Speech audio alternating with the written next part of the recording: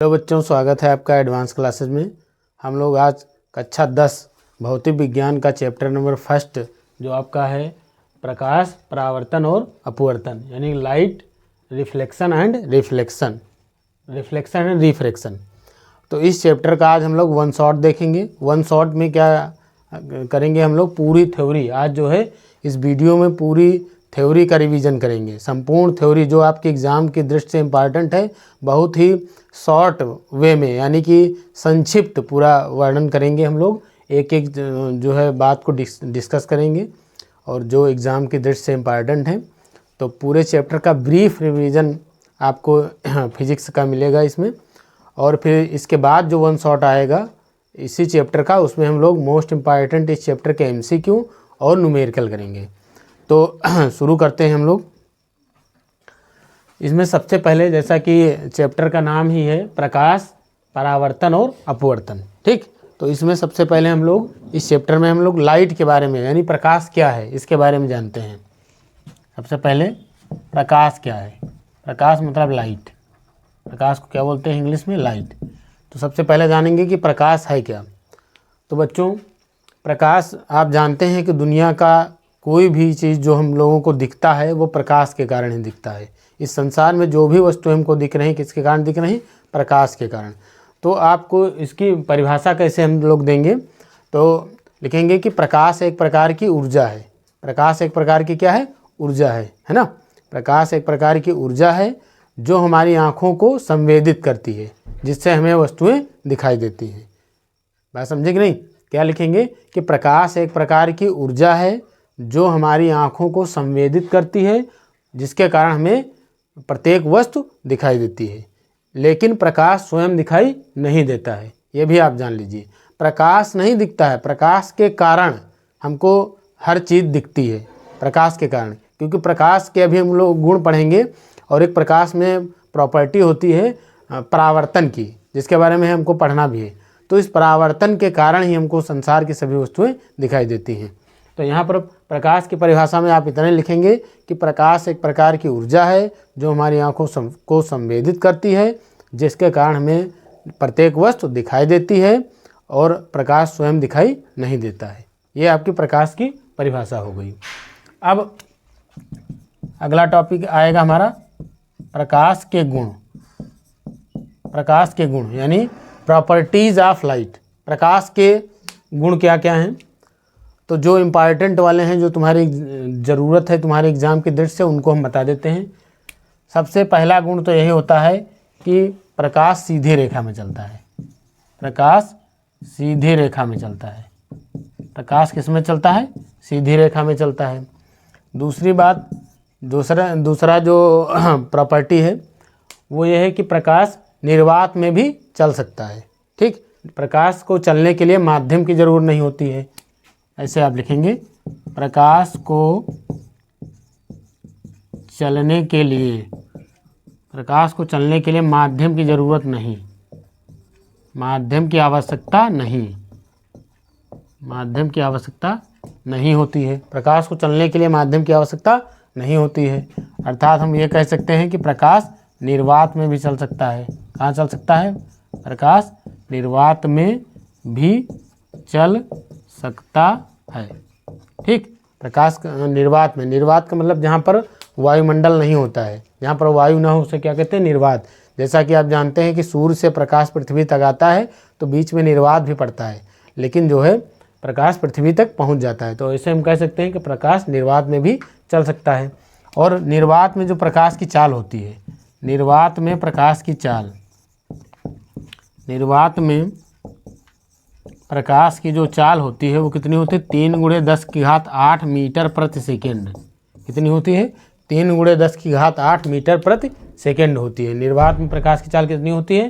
3 × 10⁸ metre प्रति second होती है, ठीक। बाकी अगला पॉइंट ये है कि प्रकाश वैद्युत चुम्बकीय तरंगों के रूप में भी चलता है। प्रकाश जो है किस तरह एक प्रकार की तरंग होती है ना, वो भी अनुप्रस्थ तरंगें होती हैं। कक्षा 9 में आपने तरंगों के प्रकार पढ़ा होगा, ठीक। तो उसी में जो प्रकाश तरंगें होती हैं वो क्या होती हैं? अनुप्रस्थ तरंगें होती हैं और ये वैद्युत चुम्बकीय इलेक्ट्रोमैग्नेटिक वेव की तरह जो है व्यवहार करती हैं, ठीक। इलेक्ट्रोमैग्नेटिक वेव आपको आगे क्लास 12 में पढ़ना है। तो ये क्या होते हैं, वैद्युत चुम्बकीय तरंगे होती हैं, वैद्युत चुम्बकीय तरंगों के रूप में चलता है। अगला टॉपिक, अगला जो हमारा प्रॉपर्टी होगा कि प्रकाश में परावर्तन का गुण पाया जाता है, प्रकाश में परावर्तन का गुण पाया जाता है। अगली बात करें तो प्रकाश में क्या होता है, अपवर्तन का गुण पाया जाता है। प्रकाश में परावर्तन होता है, अपवर्तन होता है। प्रकाश में वर्ण विक्षेपण होता है, प्रकाश में क्या होता है, जो है वर्ण विक्षेपण होता है। तो इतनी बातें सिर्फ आपको जाननी है बस, ठीक। अब देखिए यहाँ तक जितना हमने पढ़ाया, प्रकाश क्या है, प्रकाश के गुण, इसमें से एग्ज़ाम की दृष्टि से सिर्फ आपका ये पॉइंट केवल इम्पॉर्टेंट है बस, एग्ज़ाम की दृष्टि से। निर्वात में प्रकाश की चाल आपको याद रखना है 3×10⁸ मीटर प्रति सेकंड जो है होती है। ये ऑप्शनल क्वेश्चन में आएगा, ठीक। लेकिन ये वन शॉट है तो पूरा जो है संक्षिप्त वर्णन करते हुए हम लोग आगे बढ़ेंगे। तो ये आपका हो गया प्रकाश, और प्रकाश का क्या हो गया, गुण। अब बात करेंगे हम लोग प्रकाश के परावर्तन की।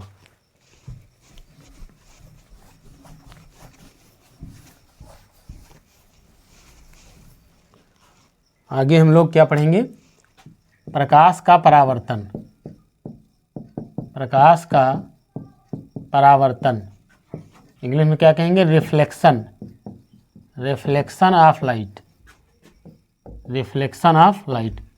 प्रकाश का परावर्तन क्या है, तो देखिए, अब जैसा कि हमने बताया कि इस दुनिया की हर चीज़ हमको कैसे दिखती है, प्रकाश के कारण, मतलब प्रकाश में जो गुण होता है परावर्तन, इसी के कारण दिखती है। तो क्या होता है कि जब भी हम कोई वस्तु को देख पाते हैं, यानी हम देखते हैं, तो क्या होता है, वहाँ पर लाइट आकर के पड़ती है, यानी वहाँ से टकराती है, वहाँ पर आकर परावर्तित होती है ना। वहाँ पर आकर जब लाइट गिरती है तो वहाँ से परावर्तित होकर हमारी आँख तक आती है, जिससे हमें वह वस्तु दिखती है। तो प्रकाश का परावर्तन क्या होता है कि प्रकाश का किसी चिकने या पॉलिशदार, प्रकाश का किसी चिकने या पॉलिशदार सतह से टकराकर पुनः उसी माध्यम में लौटना ही क्या कहलाता है, प्रकाश का परावर्तन कहलाता है, ठीक। प्रकाश का किसी चिकने तल या चिकनी सतह या चमकदार सतह से या पॉलिशदार सतह से, आप कुछ भी लिख सकते हैं, है ना, टकराकर उसी माध्यम में लौटने की क्रिया क्या कहलाती है, प्रकाश का परावर्तन कहलाती है, ठीक। प्रकाश का किसी चिकने तल से टकराकर पुनः उसी माध्यम में लौटना प्रकाश का जो है परावर्तन कहलाती है। क्या कहलाती है, प्रकाश का परावर्तन कहलाती है, ठीक। देखिए अब जैसे इसको देखिए, ये हमारा क्या हो गया, परावर्तक पृष्ठ। जिस पृष्ठ से प्रकाश टकराकर उसी माध्यम में लौटता है उसे बोलते हैं परावर्तक पृष्ठ, क्योंकि इस पृष्ठ ने क्या किया, परावर्तित किया। अब देखो एक तरफ इसके क्या लगी रहेगी, पॉलिश, एक तरफ क्या रहेगी, पॉलिश। क्यों, क्योंकि अगर पॉलिश नहीं लगाएंगे तो इधर से प्रकाश आएगा तो उधर दूसरी तरफ चला जाएगा। तो यहाँ पर एक तरफ पॉलिश लगा देंगे, ठीक। और एक तरफ वाला जो तल होगा, इधर वाला, ये हमारा पॉलिश किया गया तल है, और इधर वाला जो तल होगा इसे बोलेंगे परावर्तक तल। क्या बोलेंगे, परावर्तक तल, ठीक, या परावर्तक पृष्ठ बोलेंगे। और नीचे क्या है, पॉलिशदार, है ना, पॉलिश किया गया तल, किया गया तल इस तरीके से। और इस पूरे तल को हम लोग यही बोलेंगे परावर्तक पृष्ठ, ठीक, बात समझे कि नहीं। अब इस पृष्ठ से प्रकाश का परावर्तन होगा, आप इसको समतल दर्पण भी बोल सकते हैं। अब यहाँ पर आप मान लिया, यहाँ से ऐसे प्रकाश आकर के, प्रकाश की कोई किरण आई, ठीक, और आकर के इस परावर्तक पृष्ठ के बिंदु ए पर आपतित हुई। आपतित मतलब गिरना होता है। ये हमारी कोई किरण कौन सी है, प्रकाश की पीए। इस पीए किरण को क्या बोलेंगे, आपतित किरण। क्या बोलेंगे इसको, आपतित किरण, इसे क्या कहेंगे, आपतित किरण, इंसिडेंट रे, ठीक। और इस बिंदु को क्या बोलेंगे, आपतन बिंदु। क्या बोलेंगे, आपतन बिंदु, पॉइंट ऑफ इंसिडेंस, क्योंकि इसी पॉइंट पर आकर के ये परावर्तक पृष्ठ का बिंदु ए है, जिसको हम लोग बोलेंगे आपतन बिंदु बोलेंगे, क्योंकि इस बिंदु पर आकर के एक किरण आपतित हुई है, यानी टकराई है। अब यहाँ से क्या होगा, उधर तो जाएगी नहीं, क्योंकि उधर पॉलिश किया गया है ना। तो यहाँ से टकराकर उसी माध्यम में, परावर्तन में क्या बताया हमने कि किसी चिकने या चमकदार सतह से प्रकाश का टकरा करके उसी माध्यम में लौटना। तो यहाँ क्या होगी, इसी माध्यम में टकरा करके लौट जाएगी। बात समझे कि नहीं, उसी माध्यम में वापस लौट जाएगी। इसी क्रिया को क्या बोलते हैं, परावर्तन बोलते हैं। तो यहाँ पर देखिए आप, यहाँ से टकराकर उसी माध्यम में लौट गई, और इसको मान लेंगे हम जो है क्यों मान लेते हैं, ठीक। तो ये जो पीए किरण है ये क्या हो जाएगी, आपतित किरण। और जिस बिंदु पर टकराएगी उस बिंदु पर हम लोग क्या खींचते हैं, अभिलंब खींच लेते हैं। क्या खींचते हैं, अभिलंब। यहाँ पर नॉर्मल, ये अभिलंब है हमारा, इनसे क्या बोलेंगे, ये एन हमारा क्या है, अभिलंब। ठीक, अभिलंब मतलब एकदम परपेंडिकुलर, जो यहाँ पर जो है लंबवत खींचा जाएगा, यहाँ 90 डिग्री बनाएगा। ठीक, तो ये पी ए क्या हो गया, आपतित किरण, और ये ए क्यू क्या हो जाएगी, परावर्तित किरण। परावर्तित किरण, परावर्तित किरण। ठीक, ये परावर्तित हुई, और ये हमारा जो ए एन है ये क्या है, अभिलंब है। ठीक, तो इस तरीके से परावर्तन होता है। ये देखिए पूरा इसी टाइप से परावर्तन होता है ना, क्योंकि ये हमारा जो ये पृष्ठ है ये परावर्तक पृष्ठ है, यहाँ से एक किरण आई और टकरा करके उसी माध्यम में लौट गई, तो ये क्या हो गया, परावर्तन हो गया। ठीक, और आपका ये पी ए क्या हो गई, आपतित किरण हो गई, और ये ए क्यू क्या हो गई, परावर्तित किरण, और ये ए एन क्या हो गया, अभिलंब या नॉर्मल हो गया। ठीक, अब देखिए आपतित किरण और अभिलंब के बीच एक कोण बना, और परावर्तित किरण और अभिलंब के बीच भी एक कोण बना। तो आपतित किरण और अभिलंब के बीच जो कोण बनता है इसे बोलते हैं आपतन कोण। क्या बोलते हैं, आपतन कोण, स्मॉल आई से रिप्रेजेंट करते हैं। और परावर्तित किरण और अभिलंब के बीच जो कोण बनता है उसको बोलते हैं परावर्तन कोण। क्या बोलते हैं, परावर्तन कोण, स्मॉल आर से रिप्रेजेंट करते हैं। ठीक, क्या बोलेंगे, परावर्तन कोण, स्मॉल आर से रिप्रेजेंट करेंगे, और इधर जो है आपतन कोण आई हो जाएगा। ठीक, तो ये आपका क्या हो गया, तो आपको इतना ही सिर्फ लिखना है प्रकाश के परावर्तन में कि प्रकाश का किसी चिकने या पॉलिशदार सतह से टकराकर उसी माध्यम में लौटने की क्रिया क्या कहलाएगी, प्रकाश का परावर्तन। ठीक, ये हो गया प्रकाश का परावर्तन। अब परावर्तन के नियम देखेंगे। अगला जो हमारा टॉपिक होगा क्या होगा, परावर्तन के नियम। यानी कि जब भी प्रकाश का परावर्तन होता है तो कुछ नियम फॉलो करता है। ठीक, उन्हीं नियमों को पढ़ेंगे जिन्हें हम लोग बोलेंगे प्रकाश के परावर्तन के नियम। तो ये प्रकाश के परावर्तन के निम्न 2 नियम हैं। प्रकाश के परावर्तन के कितने नियम हैं, निम्न 2 नियम हैं। ठीक, पहला नियम क्या है, प्रथम नियम। तो प्रथम नियम देखिए, आपतित किरण, ये जो आपतित किरण और ये परावर्तित किरण, आपतित किरण, परावर्तित किरण तथा आपतन बिंदु पर अभिलंब, आपतित किरण, परावर्तित किरण, आपतन बिंदु पर अभिलंब, तीनों क्या होते हैं, एक ही तल में होते हैं। एक ही तल का मतलब जैसे ये बोर्ड का तल है तो इसी में पूरा सब है, आपतित किरण भी है, परावर्तित किरण भी है, और जो है आपतन बिंदु पर अभिलंब, तीनों कहाँ होते हैं, एक ही तल में होते हैं। ठीक, तो ये पहला नियम हो गया। आप देख पाएंगे तीनों, ये आपतित किरण, परावर्तित किरण और अभिलंब तीनों क्या हैं, इस बोर्ड के तल में है। तो इस तरीके से हम कह सकते हैं कि आपतित किरण, परावर्तित किरण और अभिलंब तीनों कहाँ होते हैं, एक ही तल में होते हैं। उसके बाद जो दूसरा नियम है, दूसरा नियम क्या है कि जो आपतन कोण आई है यानी एंगल आई, ये सदैव परावर्तन कोण आर के बराबर होता है। आपतन कोण आई बराबर किसके होता है, जो है आपतन कोण आई बराबर होता है परावर्तन कोण आर के। तो एंगल आई बराबर क्या हो जाएगा, एंगल आर। ठीक, तो ये हो गए परावर्तन के नियम। अब बढ़ते हैं अगले टॉपिक की तरफ।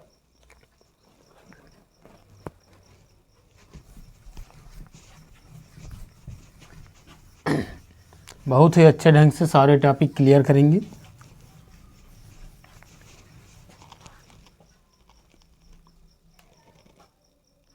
अब इसके बाद हम लोग पढ़ेंगे दर्पण। दर्पण जिसको बोलते हैं मिरर, क्या बोलते हैं, मिरर। तो दर्पण के बारे में पढ़ लेते हैं।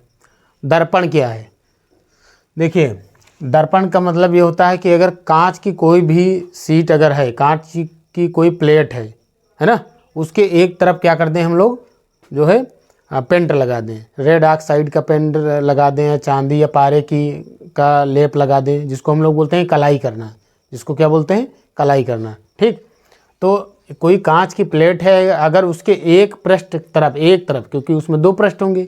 ठीक, ये देखिए ये कांच का हमारा पृष्ठ अगर है तो उसके एक तरफ क्या कर दिया जाए, ये कलाई की जाए। कलाई मतलब पारे या चांदी का लेप लगा दें, या जो है रेड ऑक्साइड का पेंट लगा दें। तो एक तरफ क्या कर दिए, कलाई कर दिए। इसको हम लोग इस तरीके से रिप्रेजेंट करेंगे, ऐसे ऐसे इस तरीके से। और इधर वाला तो कलाई किया तल हो जाएगा, जैसे ये कलाई किया तल, इसको बोलेंगे कलाई किया गया तल। ठीक, और एक तरफ जो इधर वाला ये होगा, इधर ये क्या हमारा कहलाएगा, परावर्तक तल। क्या कहलाएगा, परावर्तक तल। ठीक, बात समझे कि नहीं। ये इधर वाला रिफ्लेक्टिंग सरफेस, इधर वाला क्या होगा, रिफ्लेक्टिंग सरफेस, इसको बोलेंगे पॉलिश्ड सरफेस उधर की तरफ। जैसे इस तरफ देखिए आप, इसके इस तरफ अगर ये सीधा होता है इसे, तो इधर वाला इस क्या हो जाता है, हमारा परावर्तक तल हो जाता है। ठीक, जिधर से प्रकाश का क्या होगा, परावर्तन होगा। ठीक, तो इस प्रकार की जो ये युक्त है, इसी युक्त को हम लोग क्या बोलते हैं, दर्पण या मिरर बोलते हैं। ठीक, बात समझे कि नहीं। जब किसी जो है कांच की प्लेट या कांच की कोई सतह पर के एक तरफ क्या अलग कर दिया जाता है, कलाई किया जाता है, और दूसरा तल अगर हमारा परावर्तक तल बन जाए तो इस युक्त को क्या बोलेंगे, दर्पण बोलेंगे। ठीक, अब दर्पण आपका जो है दो प्रकार का होता है। मेनली जो है दर्पण कितने प्रकार का होता है, दो प्रकार का होता है। ठीक, दर्पण होता है दो प्रकार का। पहला हो जाएगा समतल दर्पण, समतल दर्पण, इसको बोलते हैं प्लेन मिरर, क्या बोलते हैं, प्लेन मिरर। और दूसरा होता है गोलीय दर्पण, क्या होता है, गोलीय दर्पण। ठीक, इसको बोलते हैं स्फेरिकल मिरर, स्फेरिकल मिरर बोलेंगे, क्या बोलेंगे, स्फेरिकल मिरर। अब ये समतल दर्पण, जैसा कि नाम से ही है, समतल मतलब प्लेन है ना, तो ऐसा दर्पण जिसका जो परावर्तक पृष्ठ होता है, ऐसा दर्पण जिसका परावर्तक पृष्ठ क्या होता है, ये देखिए, ये कलाई किया गया पृष्ठ है और ये क्या है, परावर्तक पृष्ठ है। इधर वाला क्या है, परावर्तक पृष्ठ है, और ये क्या है, कलाई किया गया पृष्ठ, कलाई किया पृष्ठ, कलाई किया गया पृष्ठ, है ना। बात समझे कि नहीं।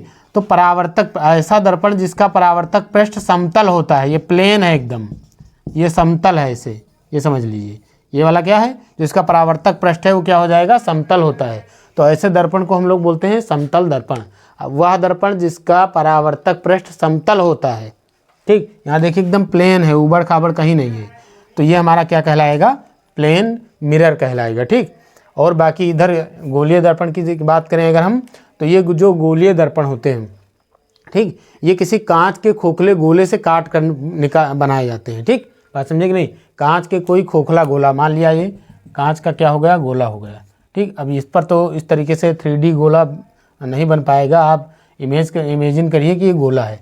ठीक, अब इस गोले से इस तरीके से क्या किया जाए, काट के, इस खोखले गोले से ही काट कर इनको निकाला जाता है।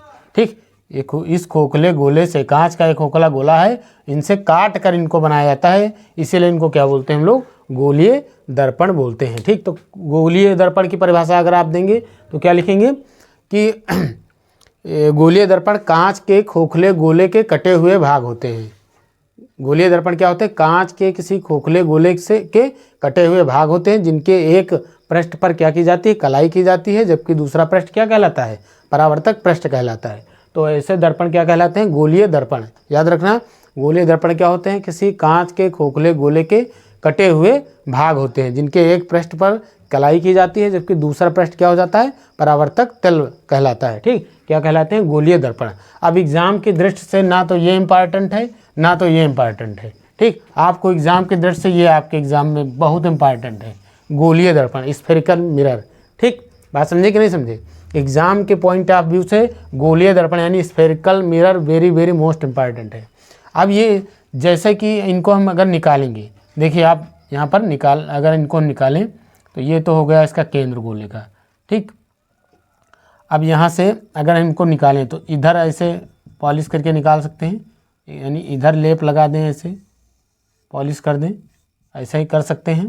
और बाकी इधर जो है इधर लगा सकते हैं, इस तरफ ऐसे, इस तरीके से ऐसे निकाल दें, है ना, ऐसे। तो इस तरीके से जब इनको आप काट के निकालेंगे तो ये दो प्रकार के हो जाएंगे, दो टाइप से निकलेंगे। तो गोलीय दर्पण जो है काटने के आधार पर, जब काट के निकालते हैं इसके आधार पर जो है गोलीय दर्पण दो प्रकार के होते हैं। पहला होता है अवतल दर्पण, अवतल दर्पण जिसको बोलते हैं कॉनकेव मिरर, क्या बोलते हैं, कॉनकेव मिरर।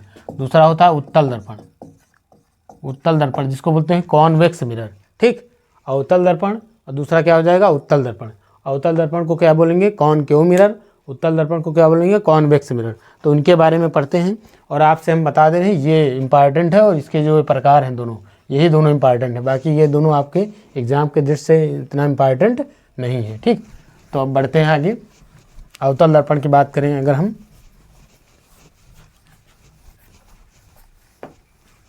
अवतल दर्पण, अवतल दर्पण हमारा पहला हो जाएगा अवतल दर्पण, कौन क्यों मिरर। ठीक, ये क्या होता है, तो ये देखिए इस तरीके से ये हमारा अवतल दर्पण हो गया, इसके इस तरफ कलाई की गई है। ठीक, ये देखिए जो इधर वाला है, इधर वाला ये वाला जो निकला है, ये वाला है ना, इसके एक तरफ क्या की गई है, पॉलिश। तो ये हमारा क्या हो जाएगा, अवतल दर्पण। ये क्या है, हमारा अवतल दर्पण है। ठीक, अब इसकी परिभाषा कैसे देंगे, देखिए उभरा हुआ भाग, इस तरीके से अब अगर हाथ करें आप तो इधर वाला पृष्ठ ये उभरा हुआ है और ये दबा भाग है। ठीक, तो अवतल दर्पण की परिभाषा क्या लिखते हैं कि वह दर्पण, वह गोलीय दर्पण, वह गोलीय दर्पण जिसके उभरे भाग पर क्या होती है, कलाई। देखो इधर कलाई की गई है, उभरे भाग पर क्या की गई है, कलाई, है ना, और दबे भाग से यानी इधर वाले दबे भाग से क्या होगा, प्रकाश का परावर्तन होगा, यानी कि ये हमारा परावर्तक पृष्ठ कहलाएगा। दबा भाग क्या कहलाएगा, परावर्तक पृष्ठ कहलाएगा। ठीक, तो ऐसा दर्पण क्या कहलाता है, अवतल दर्पण कहलाता है। याद रखिए, वह गोलीय दर्पण जिसके उभरे भाग पर कलाई की जाती है, जबकि दबे भाग से क्या होता है, प्रकाश का परावर्तन होता है, क्या कहलाता है, अवतल दर्पण कहलाता है। ठीक, अब बात करते हैं उत्तल दर्पण की। तो ये देखिए ये उत्तल दर्पण है। ठीक, उत्तल मतलब कॉन्वेक्स मिरर, ये हमारा उत्तल दर्पण है। ठीक, इसमें क्या होता है, दबे भाग, इसका जस्ट अपोजिट होता है। दबे भाग से क्या होता है, दबे भाग पर इस पर कलाई होती है, दबे भाग पर, और प्रकाश का जो परावर्तन है वो कहाँ से होता है, उभरे भाग पर। उभरे भाग से प्रकाश का परावर्तन होता है, यानी ये हमारा परावर्तक पृष्ठ या परावर्तक तल कहलाएगा। ठीक, ये देखिए ये उभरे भाग से क्या होगा, प्रकाश का परावर्तन होगा, दबे भाग पर क्या की जाएगी, कलाई की जाती है। तो ये क्या हमारा हो जाएगा, उत्तल दर्पण। ये क्या है, उत्तल दर्पण। ठीक, जैसे कि आप चम्मच देखते होंगे, घर का जो चम्मच, ऐसे देखिए चम्मच जो दबा भाग है, तो ये हमारा जो इस तरीके से ये क्या होगा, ऐसे ये हो जाएगा अवतल दर्पण। और अगर चम्मच को घुमा दें, ऐसे कर दें, ठीक, तो ये क्या हो जाएगा, उत्तल दर्पण। ठीक, तो ये जो है दर्पण हो गया। अब आगे बढ़ेंगे हम लोग,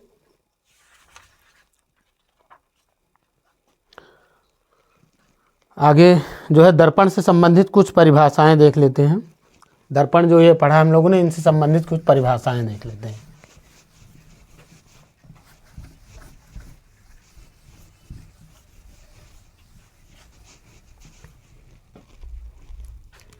दर्पण से संबंधित कुछ परिभाषाएं,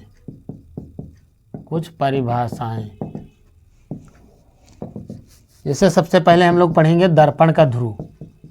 दर्पण का ध्रुव, इसको हम लोग बोलते हैं पोल, इसको पी से रिप्रेजेंट करते हैं, दर्पण का ध्रुव। ठीक, अब दर्पण का ध्रुव क्या होता है, ये देखिए ये हमारा क्या हो गया, अवतल दर्पण। क्या हो गया, अवतल दर्पण। ठीक, इसके उभरे भाग पर क्या होती है, कलाई, और ये हो गया हमारा उत्तल दर्पण, जिसके दबे भाग पर क्या होगी, कलाई। ये हो गया उत्तल दर्पण। ठीक, अब ये जो पूरा, ये यहाँ का पूरा इधर वाला क्या कहलाएगा, परावर्तक पृष्ठ या परावर्तक तल। क्या कहलाएगा, परावर्तक पृष्ठ या परावर्तक तल। इसमें भी इधर वाला, ये पूरे इधर वाला क्या कहलाएगा, परावर्तक पृष्ठ या परावर्तक तल कहलाएगा। ठीक, तो ध्रुव क्या होता है, इसी का मिड पॉइंट होता है, इसी का क्या होता है, मध्य बिंदु होता है। ठीक, आप समझे कि नहीं, ये हमारा ध्रुव हो गया, ये क्या कहलाएगा, इसका मध्य बिंदु। तो दर्पण का ध्रुव की परिभाषा क्या बोलेंगे कि दर्पण के परावर्तक तल के मध्य बिंदु को, दर्पण के परावर्तक तल के मध्य बिंदु को क्या बोलते हैं, दर्पण का ध्रुव पी कहते हैं। ठीक, इतने आपको याद रखना है। अब बात करते हैं आगे, जो है वक्रता केंद्र। अगला हमारा क्या है, वक्रता केंद्र। वक्रता केंद्र सी बोलते हैं, इंग्लिश में इसको सेंटर ऑफ कर्वेचर कहा जाता है। क्या कहते हैं, सेंटर ऑफ कर्वेचर। तो वक्रता केंद्र क्या है, देखिए ये अवतल दर्पण, अवतल दर्पण यहाँ पर है, और इधर क्या हो जाएगा, उत्तल दर्पण। तो वक्रता केंद्र क्या होता है, तो ये देखिए हमारा जो है अवतल दर्पण में ये ध्रुव पी हो गया, इधर उत्तल दर्पण का ये ध्रुव पी हो गया। ठीक, अब जब हम लोगों ने अवतल और उत्तल दर्पण खोखले गोले से काट कर निकाला था, तो उस खोखले गोले का जो केंद्र था वही क्या कहलाएगा, हमारा जो है वक्रता केंद्र कहलाएगा। ठीक भाई, अभी जैसे खोखला गोला था, इससे हम लोगों ने काट कर जो है अवतल दर्पण निकाला और उत्तल दर्पण निकाला, तो यहाँ पर केंद्र था ना, ये सेंटर इस खोखले गोले का, तो यही हमारा केंद्र क्या कहलाएगा, वक्रता केंद्र। तो इसकी परिभाषा क्या देंगे कि गोलीय दर्पण जिस खोखले गोले के कटे हुए भाग होते हैं, गोलीय दर्पण जिस खोखले गोले के कटे हुए भाग होते हैं, है ना, उस गोले के केंद्र को, गोलीय दर्पण जिस खोखले गोले के कटे हुए भाग होते हैं उस गोले के केंद्र को क्या कहते हैं हम लोग, वक्रता केंद्र, और इसे सी से प्रदर्शित करते हैं। तो देखिए ये अवतल दर्पण का वक्रता केंद्र हो गया, ये अवतल दर्पण है, ये क्या है, उत्तल, है ना, उत्तल दर्पण। तो यहाँ पर देखिए ये इसका जो है, जो इधर वाला निकाला था हम लोगों ने, इसका वक्रता केंद्र इस तरफ इधर होगा, और इधर वाले का वक्रता केंद्र कहाँ होगा, इधर वाले वक्रता केंद्र सी यहाँ पर होगा। ठीक, तो ये आपका हो गया वक्रता केंद्र। अब बात करेंगे आगे वक्रता त्रिज्या। नंबर 3 पर क्या आएगी, वक्रता त्रिज्या, वक्रता त्रिज्या। ठीक, रेडियस ऑफ कर्वेचर, जिसको कैपिटल आर से रिप्रेजेंट करेंगे। ठीक, तो अब इस देखिए गोलीय दर्पण जिस खोखले गोले के कटे हुए भाग होते हैं उसके केंद्र को क्या बोलते हैं, वक्रता केंद्र, इसको सी से प्रदर्शित करते हैं। और जो है गोलीय दर्पण जिस खोखले गोले के कटे हुए भाग होते हैं उस गोले की त्रिज्या को क्या कहते हैं, वक्रता त्रिज्या कहते हैं। गोलीय दर्पण जिस खोखले गोले के कटे हुए भाग होते हैं उस गोले की त्रिज्या को क्या कहते हैं, वक्रता त्रिज्या, उसको कैपिटल आर से रिप्रेजेंट करते हैं। ठीक, तो ये देखिए यहाँ से यहाँ तक हमारी क्या हो गई, वक्रता त्रिज्या, यहाँ से यहाँ तक क्या हो गई, वक्रता त्रिज्या। ठीक, और आप इसकी परिभाषा एक और दे सकते हैं कि दर्पण के ध्रुव और वक्रता केंद्र के बीच की दूरी, दर्पण के ध्रुव और वक्रता केंद्र के बीच की दूरी क्या कहलाएगी, हमारी रेडियस ऑफ कर्वेचर यानी वक्रता त्रिज्या कहलाती है। ठीक, अब बढ़ेंगे, अगला हम लोग पढ़ेंगे मुख्य अक्ष। मुख्य अक्ष, मुख्य अक्ष जिसको बोलेंगे प्रिंसिपल एक्सिस। मुख्य अक्ष क्या होती है, तो भैया ये ध्रुव और वक्रता केंद्र को मिलाने वाली रेखा, ध्रुव और वक्रता केंद्र, इस तरीके से आगे बढ़ा सकते हैं, इधर इधर भी बढ़ा देंगे। ठीक, ध्रुव और वक्रता केंद्र को मिलाने वाली रेखा क्या कहलाएगी, हमारी मुख्य अक्ष कहलाएगी। ये मुख्य अक्ष है, मुख्य अक्ष, मुख्य अक्ष प्रिंसिपल एक्सिस, इसमें जो है ये क्या है, मुख्य अक्ष हो गई। ठीक, तो दर्पण के ध्रुव और वक्रता केंद्र को मिलाने वाली रेखा क्या कहलाती है, मुख्य अक्ष कहलाती है। ठीक, तो ये हो गया। अब बढ़ते हैं आगे, इसके बाद हम लोग पढ़ेंगे जो हमारा मेन टॉपिक है इसमें से, मुख्य फोकस। ठीक, उसको पढ़ेंगे। अब मुख्य फोकस क्या होता है, अब मुख्य फोकस सबसे पहले अवतल दर्पण की अगर हम बात करें, ये आपका अवतल दर्पण हो गया, ये ध्रुव हो गया, ये क्या हो गया, वक्रता केंद्र हो गया, यहाँ पर वक्रता केंद्र सी हो गया। ठीक, अब यहाँ से मान लिया इसके सामने इस तरह समांतर किरणें आ रही हैं, मान लिया ऐसे जो है समांतर किरणें ऐसे इस तरीके से आ रही हैं। ठीक, ऐसे क्या आ रही हैं, समांतर किरणें। ठीक, अब टकराएंगी, जब दर्पण से टकराएंगी तो दर्पण उधर तो जा नहीं सकती क्योंकि उधर क्या लगी है, कलाई यानी पॉलिश की गई है। तो अब इससे टकरा करके इसी माध्यम में आएंगी, यानी दर्पण क्या कर देगा, परावर्तित कर देगा। और परावर्तित होने के बाद ये क्या कहाँ पर मिलती हैं, एक किसी पॉइंट पर, एक बिंदु पर आकर के मिल जाती हैं। ठीक, इस तरीके से ऐसे परावर्तित होने के बाद एक बिंदु पर आकर के क्या होती हैं, मिल जाती हैं, ऐसे एकत्रित हो जाती हैं। तो इसी बिंदु पर, जिस बिंदु पर आकर मिल जाती हैं, इसी को हम लोग मुख्य फोकस बोलते हैं, याद रखना। ठीक, तो इसकी परिभाषा कैसे देंगे, अगर इधर उत्तल दर्पण में भी देख लेते हैं हम लोग, ये हमारा उत्तल दर्पण हो गया, इधर क्या हो गया, इसका वक्रता केंद्र हो गया। अब यहाँ से किरणें आ रही हैं मुख्य अक्ष के समांतर, ऐसे इस तरीके से। अब उधर तो जा नहीं सकती। ठीक, तो ये इधर की ओर ऐसे परावर्तित होंगी, ऐसे इस तरीके से क्या हो जाती हैं, परावर्तित हो जाती हैं। लेकिन अगर इनको पीछे हम मिलाएं तो ऐसा लगता है कि एक पॉइंट यानी एक बिंदु से आती हुई क्या हो रही हैं, प्रतीत हो रही हैं, आती हुई क्या हो रही हैं, ऐसे प्रतीत हो रही हैं, किसी बिंदु से आती हुई क्या हो रही हैं, प्रतीत हो रही हैं। तो इस बिंदु को ही हम लोग क्या बोलते हैं, जो है ये इधर मुख्य फोकस बोलेंगे।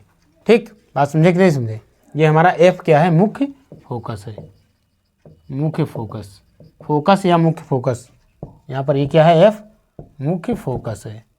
तो यहाँ से हम लोग क्या परिभाषा देंगे कि दर्पण के जो है मुख्य अक्ष के समांतर क्या लिखेंगे, मुख्य अक्ष के समांतर आने वाली प्रकाश की किरणें दर्पण से परावर्तन के पश्चात जिस बिंदु पर आकर मिलती हैं, ठीक, ब्रैकेट में लिख देना अवतल दर्पण में, या जिस बिंदु से आती हुई प्रतीत होती है, जिस बिंदु से आती हुई प्रतीत होती है, ब्रैकेट में क्या लिखेंगे उत्तल दर्पण में, क्या कहलाता है? मुख्य फोकस कहलाता है।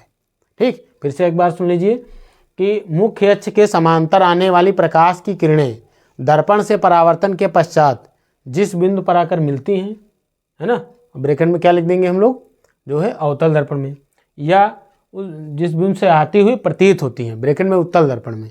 ठीक, तो उस बिंदु को दर्पण का मुख्य फोकस कहते हैं। ठीक, क्या कहलाता है? हमारा मुख्य फोकस कहलाता है, दर्पण का मुख्य फोकस कहलाता है। ठीक, तो ये हो गया। अब मुख्य फोकस के बाद अगर हम बात करें तो फोकस दूरी, फोकस दूरी इसी में बना देते हैं। अब अगर मान लिया फोकस दूरी, फोकल लेंथ की बात करें तो ये देखिए दर्पण के ध्रुव और फोकस के बीच की दूरी, दर्पण के ध्रुव और फोकस के बीच की दूरी क्या कहलाएगी? फोकस दूरी। तो यहाँ ध्रुव है, देखिए दर्पण के ध्रुव और फोकस के बीच की दूरी क्या कहलाएगी? है ना, फोकस दूरी, फोकल लेंथ कहलाएगी। दर्पण के ध्रुव और फोकस के बीच की दूरी क्या कहलाएगी?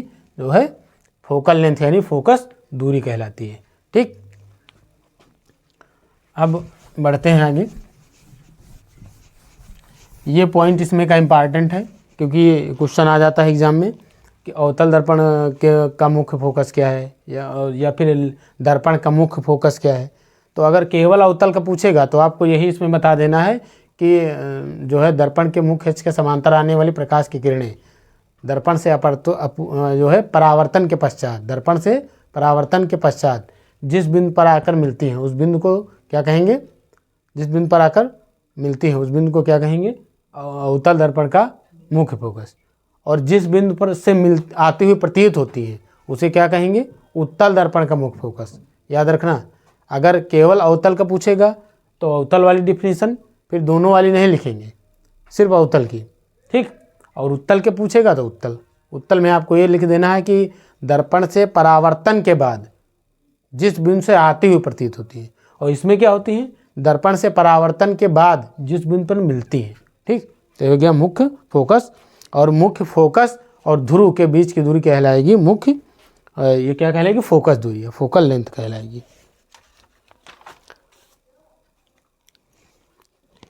अब इसमें थोड़ा एक चीज़ और देख लेते हैं, अभिसारी, अभिसारी और अपसारी, ये गुण इसी में बता देंगे। अभिसारी का मतलब होता है कि जो दर्पण, अभिसारी का मतलब किरणों को एकत्रित कर देना, किसी बिंदु पर एकत्रित करना। अपसारी मतलब किरणों को क्या करना? फैलाना। ठीक, तो अवतल दर्पण में अभी देखा आपने, अवतल दर्पण ने क्या किया? जो है किरणों को एक बिंदु पर एकत्रित कर दिया। तो ये अवतल दर्पण हमारा कौन सा दर्पण कहलाएगा? अभिसारी दर्पण। और यहाँ पर इसने क्या किया था? इसने क्या किया था? किरणों को फैला दिया था। इसने अभी देखा था आपने क्या किया था? किरणों को इस तरीके से फैला दिया था, है ना। तो ये क्या है कहलाएगा? उत्तल दर्पण हमारा अपसारी दर्पण होता है और अवतल दर्पण हमारा क्या होता है? अभिसारी। अभिसारी मतलब किरणों को एक किसी बिंदु पर इकट्ठा करना, अपसारी मतलब किरणों को फैलाना। तो कौन दर्पण इकट्ठा कर रहा था? ये हमारा अवतल दर्पण। तो अवतल दर्पण हमारा अभिसारी दर्पण हो जाएगा और उत्तल दर्पण क्या हो जाएगा? अपसारी। ठीक, अब ये जो दर्पण है इनसे हम लोग प्रतिबिंब कैसे बनता है? ठीक, इनसे प्रतिबिंब कैसे बनता है इसको देख सकते हैं हम लोग। प्रतिबिंब क्या होता है? जैसे हम लोग अपने घर के जो जनरली क्या होता है, घर का जो शीशा होता है ना, जिसमें हम लोग अपना इमेज देखते हैं, तो हमारा वो समतल दर्पण है। ठीक, उसमें हम लोग जब अपनी जो है अपने मतलब चित्र को देखते हैं वही हमारा क्या होता है? प्रतिबिंब होता है। तो प्रतिबिंब क्या है इतना ज़्यादा इम्पॉर्टेंट नहीं है, लेकिन अब दर्पणों से प्रतिबिंब कैसे बनता है और वो भी गोलीय दर्पण द्वारा। ठीक, तो ये हम लोग अब पढ़ेंगे। ठीक, तो गोलीय दर्पण, गोलीय दर्पण की जब भी बात होगी तो समझ लेना अवतल दर्पण और उत्तल दर्पण की बात हो रही है। तो यहाँ पर अब अगला टॉपिक हमारा आएगा गोलीय दर्पण से प्रतिबिंब बनाने के नियम। गोलीय दर्पण से प्रतिबिंब बनाने के नियम, गोलीय दर्पण से प्रतिबिंब बनाने के नियम। ठीक, गोलीय दर्पण से प्रतिबिंब बनाने के क्या क्या नियम हैं? ठीक। तो पहला नियम देखिए अब क्या क्या है। ये एग्ज़ाम की दृष्टि से इम्पॉर्टेंट नहीं है, लेकिन आपको ये पता होगा तभी आप इमेज बना सकते हैं। ठीक। तो अवतल और उत्तल दोनों में हम लोग एक साथ ही करते चलेंगे। प्रथम नियम ये है, ये हमारा अवतल दर्पण है, ये क्या है, उत्तल दर्पण। देखिए इधर बार बार हम लोग वो कलाई नहीं कर रहे हैं, तो ये ना समझना कि ये दर्पण नहीं कुछ और हो गया। ठीक। तो इधर बार बार नहीं कर रहे हैं, ये समझ लीजिए ऐसे बना तो मतलब अवतल दर्पण, ऐसे है तो क्या है, उत्तल दर्पण। ठीक। तो ये हो गया जो है ध्रुव, ये हो गया वक्रता केंद्र, ये हो गया मुख्य फोकस। इसमें भी क्या हो जाएगा, ये आपका ध्रुव हो गया, ये क्या हो गया, मुख्य फोकस, सॉरी ये वक्रता केंद्र हो गया, ये फोकस हो गया, ये क्या हो गया, ध्रुव हो गया। ठीक। ये अवतल है, अवतल दर्पण है, ये क्या है, उत्तल दर्पण है। क्या है ये, उत्तल दर्पण है। ठीक। अब यहाँ पर देखिए पहला नियम यह है कि दर्पण मुख्य अक्ष के समांतर जाने वाली प्रकाश की किरण दर्पण से परावर्तन के बाद क्या होती है, कहाँ से लौटती है, मुख्य फोकस से होकर लौटती है। इसमें देखिए, इसमें भी यही चीज़, मुख्य अक्ष के समांतर जाने वाली किरण कहाँ से जाएगी परावर्तन के बाद, फोकस से, है ना, फोकस से होकर लौटेगी। आप समझे कि नहीं। इस तरीके से प्रथम नियम हो गया, मुख्य अक्ष के समांतर जाने वाली प्रकाश की किरण परावर्तन के बाद कहाँ से लौटती है, मुख्य फोकस से होकर जो है वापस आती है। अब ये प्रथम नियम हो गया। दूसरा नियम क्या है,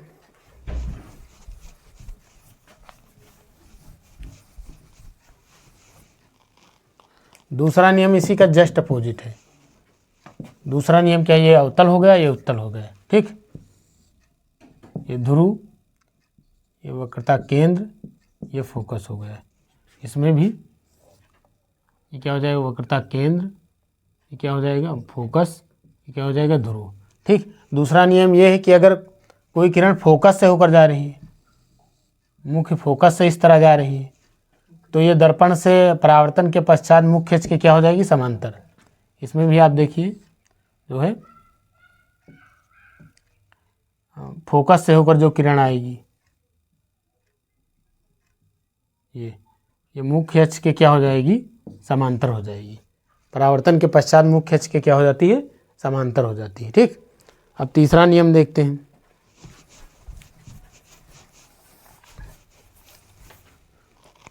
तीसरा नियम ये है, ये अवतल हो गया, ये उत्तल हो गया। तीसरा नियम आपका है वक्रता केंद्र से जो किरण जाती है, वक्रता केंद्र से कहाँ जाती है, वक्रता केंद्र से जो किरण जाती है, तो वो जो है ये वक्रता केंद्र है, याद रखना।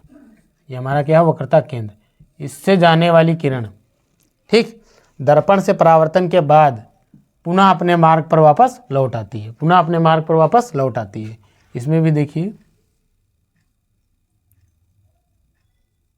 इस तरीके से ये आ रही थी वक्रता केंद्र से, तो ये पुनः अपने मार्ग पर वापस लौट आएगी। ये तीन मुख्य नियम हैं। ठीक। तीन क्या हैं, मुख्य नियम हैं। बाकी एक और नियम होता है इसे तो सब बता देते हैं। चौथा नियम, उसको इतना ज़्यादा वो इम्पॉर्टेंट नहीं, लेकिन ये तीन नियम आपको जानना आवश्यक है। ठीक। मान लिया कि जैसे ध्रुव की पर आके गिरे, तिरिया कैसे, इस तरीके से ऐसे आएंगी, तो क्या होगा, यहाँ से इस तरीके से वापस लौटेंगी। ठीक। इसमें भी आप समझ लीजिए, इस तरीके से जो किरण आएगी वो ध्रुव पर इस तरह टकरा करके इधर ऐसे परावर्तित हो जाएगी। इसमें इस तरीके से क्या हो जाएगी, परावर्तित हो जाएगी। ठीक। और यहाँ पर समान कोण बनाएंगी। ये जो अभी हम लोगों ने परावर्तन और अपवर्तन, परावर्तन और ये आपतन कोण पढ़ा था, जो परावर्तन के नियम वाला, वही चीज़ है यहाँ पर। ये ध्रुव हो गया P, यहाँ पर हो गया ये, इस तरीके से क्या होगा, जो है समान कोण पर, यानी कि अगर यहाँ से ध्रुव से टकराएगी तो जिस एंगल पर टकराएगी यानी आपतित होगी, उसी एंगल से क्या हो जाएगी, परावर्तित हो जाएगी। यहाँ पर जिस एंगल पर आपतित होगी उसी एंगल से ये I हो जाएगा, ये R हो जाएगा, ये I हो जाएगा, ये R हो जाएगा, उसी एंगल से जो है परावर्तित होकर लौट जाएगी। तो ये हो गए दर्पण से प्रतिबिंब बनाने के नियम। अब सबसे पहले आप नियम सीख चुके हैं प्रतिबिंब बनाने के। सबसे पहले हम लोग जो है अवतल दर्पण द्वारा प्रतिबिंब को बनाते हैं। अवतल दर्पण द्वारा प्रतिबिंब का बनना देखते हैं। पहला हमारा टॉपिक है अवतल दर्पण द्वारा दर्पण द्वारा प्रतिबिंब का बनना, प्रतिबिंब का बनना, अवतल दर्पण द्वारा प्रतिबिंब का बनना। ठीक, अब अवतल दर्पण द्वारा प्रतिबिंब बनाने के 6 कंडीशन है। कितनी कंडीशन है? 6 कंडीशन है। ठीक, अब कौन कौन सी हैं? सबसे पहली कंडीशन ये है कि जब वस्तु कहाँ रखी हो, जब वस्तु अनंत पर रखी है, अनंत पर रखी हो, जब वस्तु कहाँ हो, अनंत पर रखी हो। ठीक, अब देखिए पहली कंडीशन ये है, ये हमारा अवतल दर्पण है। ये क्या है? अवतल दर्पण। ठीक, और ये हमारा क्या हो जाएगा? ये ध्रुव हो जाएगा। ये क्या हो जाएगा? हमारा फोकस हो जाएगा। ये क्या हो जाएगा? वक्रता केंद्र।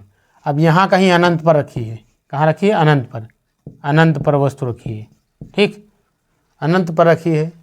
तो अब यहाँ से अनंत से किरणें कैसे आती हैं? आपको पता है, बहुत दूर से जो किरणें आती हैं अनंत से, वो समांतर आती हैं, और दर्पण से परावर्तन के बाद यहाँ पर क्या हो जाएंगी? समांतर किरणें। आपको पता है कहाँ आती हैं? फोकस पर आकर मिलती हैं। ठीक, तो अनंत पर रखी वस्तु, अब इसको वस्तु को हम लोग AB से रिप्रेजेंट करेंगे, और जो इमेज बनेगी उसको किससे बोलेंगे? A', B'। इमेज को किससे बोलेंगे? यानी प्रतिबिंब को A', B' से रिप्रेजेंट करेंगे, वस्तु को AB से। तो वस्तु कहाँ रखी है? अनंत पर। तो अनंत पर रखी वस्तु का प्रतिबिंब, है ना, ऐसे लिख सकते हैं। आपको ये ऐसे आएगा, किरण आरेख पूछा जाता है। ये 6 प्रकार हैं, इसमें से कोई एक टाइप का एग्जाम में पूछा जा सकता है, 4 नंबर में आता है, वो भी किरण आरेख बनाकर दर्शाइए। तो आप किरण आरेख उसका बना दीजिएगा और नीचे यहाँ पर लिख दीजिएगा उसकी क्या स्थिति है प्रतिबिंब वगैरह की, है ना। तो इसमें क्या लिखेंगे कि अनंत पर रखी वस्तु AB का प्रतिबिंब A', B'। ठीक, अनंत पर रखी वस्तु AB का प्रतिबिंब A', B' कहाँ बनता है? फोकस पर बनता है, मुख्य फोकस पर बनता है। और यह प्रतिबिंब वस्तु से बहुत ही छोटा, एकदम देखिए आप, बिंदु आकार का।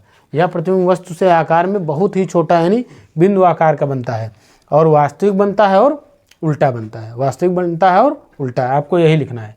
ठीक, अनंत पर रखी वस्तु AB का प्रतिबिंब A', B' कहाँ बनता है? मुख्य फोकस पर बनता है। यह प्रतिबिंब वस्तु से बहुत छोटा, लगभग बिंदु आकार का होता है, तथा उल्टा होता है और वास्तविक होता है। वास्तविक और उल्टा होता है।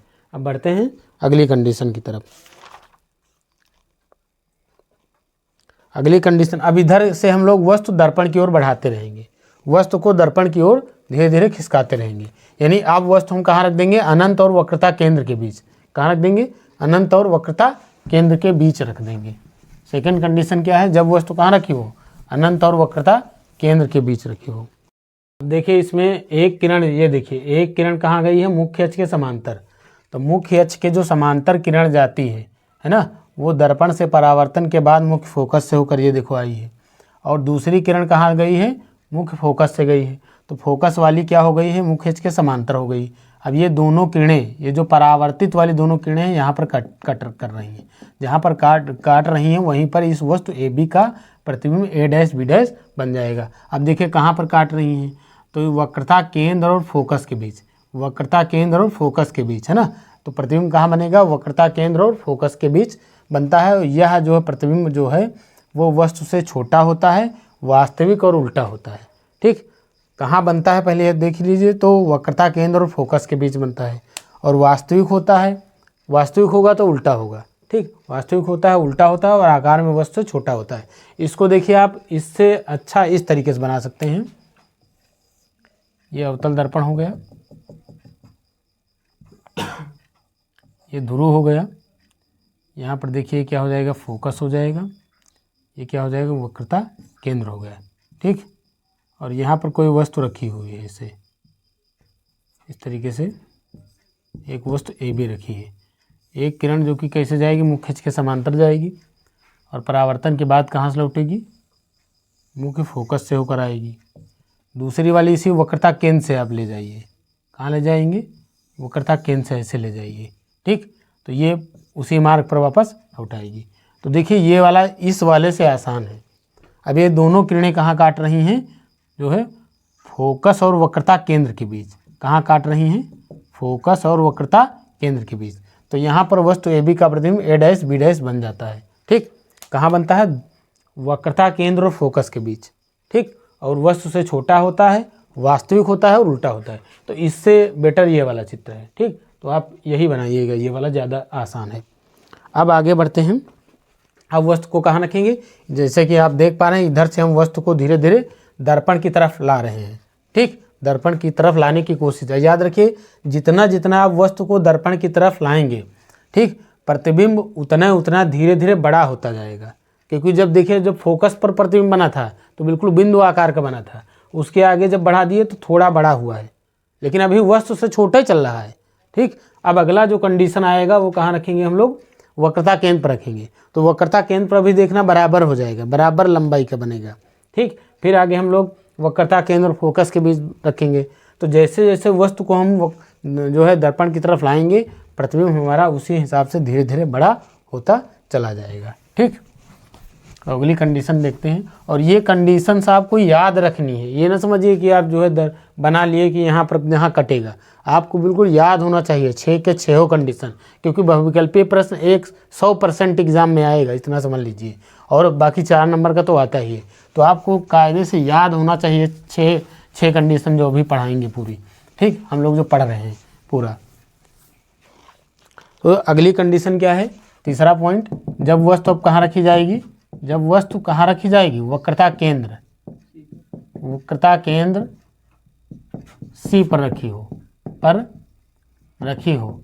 वस्तु को कहाँ रख देंगे हम लोग, वक्रता केंद्र सी पर रख देते हैं। ठीक, तो ये देखिए ये हमारा अवतल दर्पण हो गया। वस्तु कहाँ रखी है, वक्रता केंद्र सी पर रखी है। अरे सॉरी, ये तो हो गया ध्रुव हमारा, ये क्या हो जाएगा, फोकस हो जाएगा। और ये हमारा वक्रता केंद्र हो जाएगा, वक्रता केंद्र सी हो जाएगा। वस्तु हम यहीं पर रख देते हैं। अब वस्तु को कहाँ रख देते हैं, वक्रता केंद्र पर, वक्रता केंद्र सी पर रखेंगे। ठीक, अब एक किरण मुख्य अक्ष की क्या जाएगी, समांतर। ठीक, और ये कहाँ से लौटेगी, फोकस से लौटेगी। और दूसरी वाली तो पक्का पता है कहाँ जाएगी, फोकस से अब जाएगी। ऐसे देखिए फोकस से गई।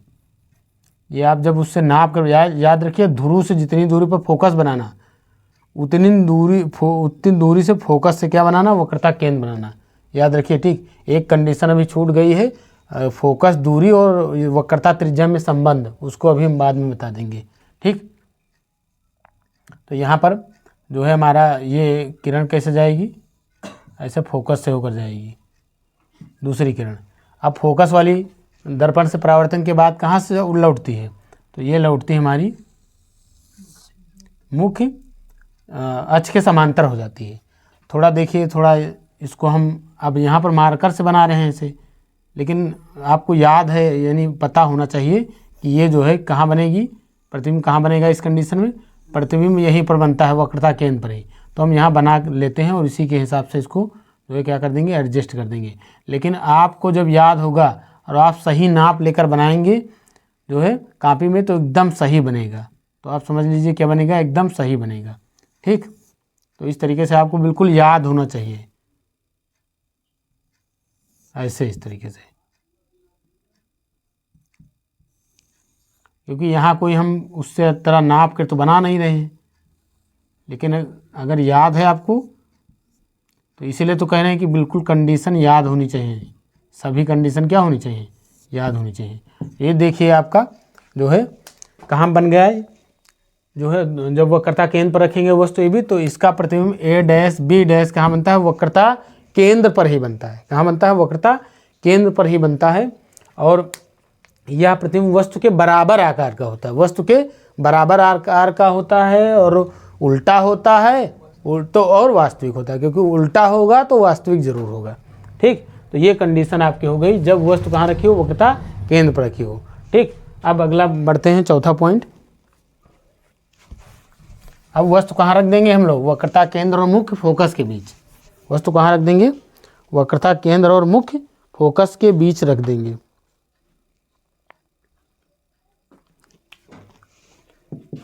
ये आपकी फोर्थ कंडीशन है, जब वस्तु कहाँ रखी हो, सी व एफ के मध्य, सी व एफ, सी मतलब वक्रता केंद्र, एफ मतलब मुख्य फोकस के मध्य रखी हो, मध्य रखी हो। ठीक, अब देखिए, हाँ इसमें कैसे बनाएंगे, ये हमारा हो गया अवतल दर्पण, ये हो गया ध्रुव, और ये हमारा क्या हो जाएगा, फोकस, ये क्या हो जाएगा, वक्रता केंद्र। अब इन दोनों के मध्य रखिए वस्तु, कहाँ रख देंगे, वस्तु ए बी। ठीक, अब एक किरण मुख्य अक्ष के कैसे जाएगी, समांतर, ये कहाँ से लौटेगी, मुख्य फोकस से वापस लौटेगी। दूसरी किरण कैसे जाएगी, मुख्य फोकस से ही जाएगी। ये देखिए, और ये दर्पण से परावर्तन के बाद इधर आएगी। इसको थोड़ा सही कर देते हैं। आप जब उससे नाप कर बनाएंगे तो एकदम करेक्ट बनेगा।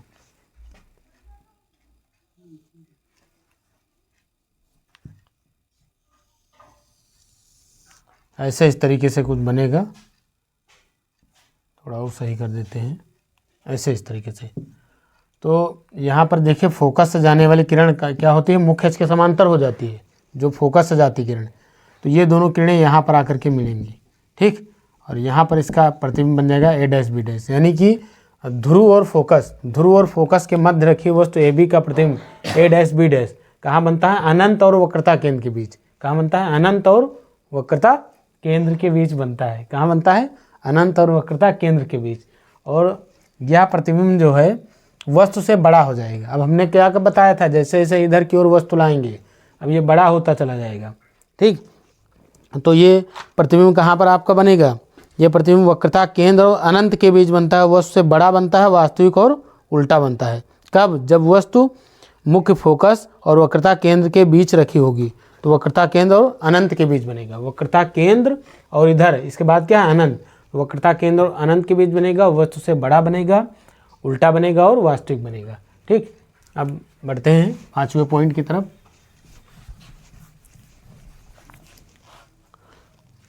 इसको आपको बिल्कुल याद कर लेना है। 5वां कंडीशन है कि जब वस्तु कहाँ रखी हो, मुख्य फोकस पर। जब वस्तु मुख्य फोकस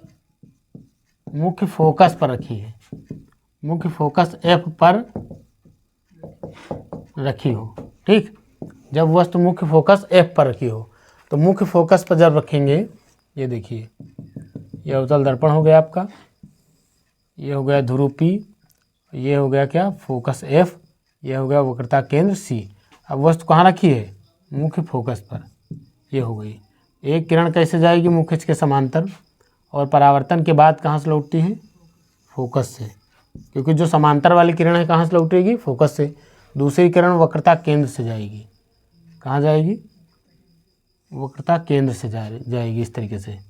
जब वक्रता केंद्र से जाने वाली किरण जो है वो दर्पण से परावर्तित होकर के अपने मार्ग पर वापस लौट आती है, ये आपने पढ़ा है। ये देखिए, ये लौट आएगी ऐसे इस तरीके से। तो ये जो है आगे जाने पर कहीं इन्फिनिटी पर मिलेंगी, कहाँ मिलेंगी, अनंत पर। ये देखिए, समांतर किरणें जा रही हैं और ये कहाँ मिलेंगी, जाकर के अनंत पर कहीं मिलेंगी। तो अनंत पर जो है वस्तु ए बी का प्रतिबिंब, ये वस्तु ए बी है, इसका प्रतिबिंब कहाँ बन जाएगा, अनंत पर बन जाएगा। कहाँ बन जाता है, अनंत पर बनेगा, और वस्तु से बड़ा बनेगा। याद रखिए, वस्तु से काफ़ी बड़ा बनेगा। ठीक, और वास्तविक होगा और उल्टा बनेगा। ठीक, तो फोकस पर, मुख्य फोकस पर रखी वस्तु ए बी का प्रतिबिंब ए डैश बी डैश, मुख्य फोकस पर रखी वस्तु ए बी का प्रतिबिंब ए डैश बी डैश कहाँ बनेगा, अनंत पर बनता है, वस्तु से बहुत बड़ा बनता है और वास्तविक बनता है और उल्टा बनता है। ठीक, तो ये हो गया। अब लास्ट कंडीशन, जो छठी कंडीशन है, ये देख लेते हैं। और ये जो छठी कंडीशन है, ये 5वीं जो भी पढ़ा है, ये सभी के सभी बहुविकल्पी में बहुत ज़बरदस्त तरीके से आती है। ठीक, तो इनको आप तैयार, आपको याद कर लेना है कि वस्तु कहाँ पर रखी जाएगी तो कहाँ बनेगा प्रतिबिंब, कैसा बनेगा, ठीक, किस आकार का बनेगा। तो जब वस्तु अब कहाँ रखी हो, फोकस और ध्रुव के मध्य, है ना। जब वस्तु मुख्य फोकस F तथा ध्रुव P के मध्य रखी हो, ध्रुव P के मध्य रखी हो। ठीक, तो ये देखिए आपका, ये हो गया अवतल दर्पण। ठीक, ये हो गया ध्रुव, ये हो जाएगा हमारा फोकस F, ये क्या हो जाएगा, वक्रता केंद्र C। ठीक, अब वस्तु कहाँ रखेंगे, ध्रुव और फोकस के मध्य। ये देखिए, वस्तु हमारी ए बी ध्रुव और फोकस के मध्य रखी है। इसमें देखिए, एक किरण कैसे जाएगी, मुख्य अक्ष के समांतर जाएगी, एक किरण कैसे जा रही है, मुख्य अक्ष के समांतर जा रही है। तो मुख्य अक्ष से समांतर जो जाने वाली किरण है कहाँ से लौटेगी, मुख्य फोकस से वापस। ये देखिए मुख्य फोकस से वापस आ रही है। और एक किरण कैसे जाएगी, वक्रता केंद्र से। कहाँ जाएगी भैया, वक्रता केंद्र से। तो टकरा जो दर्पण से परावर्तन के बाद कहाँ से लौटेगी, अपने ही मतलब अपने मार्ग पर वापस लौट आती है। तो ये किरणें जो है इधर तो मिल नहीं सकती, यहाँ पर आप देखेंगे तो फैलती हुई नजर आएंगी, तो इधर मिलेंगी नहीं। लेकिन जब इसको आप जो है आगे इस तरीके से बढ़ाएंगे, जब आप आगे इस तरीके से इन किरणों को आगे बढ़ाएंगे,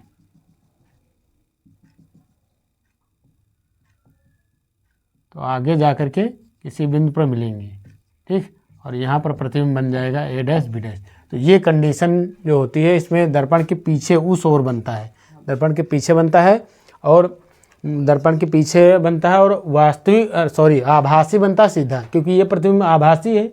आभासी वाले सीधे होते हैं, जितने भी प्रतिबिंब आभासी अगर है कोई प्रतिबिंब तो सीधा होगा, उल्टा है तो वास्तविक होगा, ठीक। तो यहाँ पर देखिए जो वस्तु ए बी का प्रतिबिंब ए डैश बी डैश कहाँ बनता है, दर्पण के पीछे बनता है, या प्रतिबिंब वस्तु से बड़ा बनता है, और आभासी बनता है, सीधा बनता है, ठीक। आभासी और सीधा बनता है, ठीक। तो याद रखिए अगर ये कंडीशन आएगी कि ध्रुव और फोकस के मध्य जब वस्तु रखी जाएगी तो प्रतिबिंब कहाँ बनेगा, दर्पण के पीछे बनेगा दाहिनी तरफ, और वस्तु से प्रतिबिंब बड़ा बनेगा, और आभासी बनेगा, सीधा बनेगा, ठीक। हम लोग देखेंगे उत्तल दर्पण द्वारा प्रतिबिंब का बनना। उत्तल दर्पण द्वारा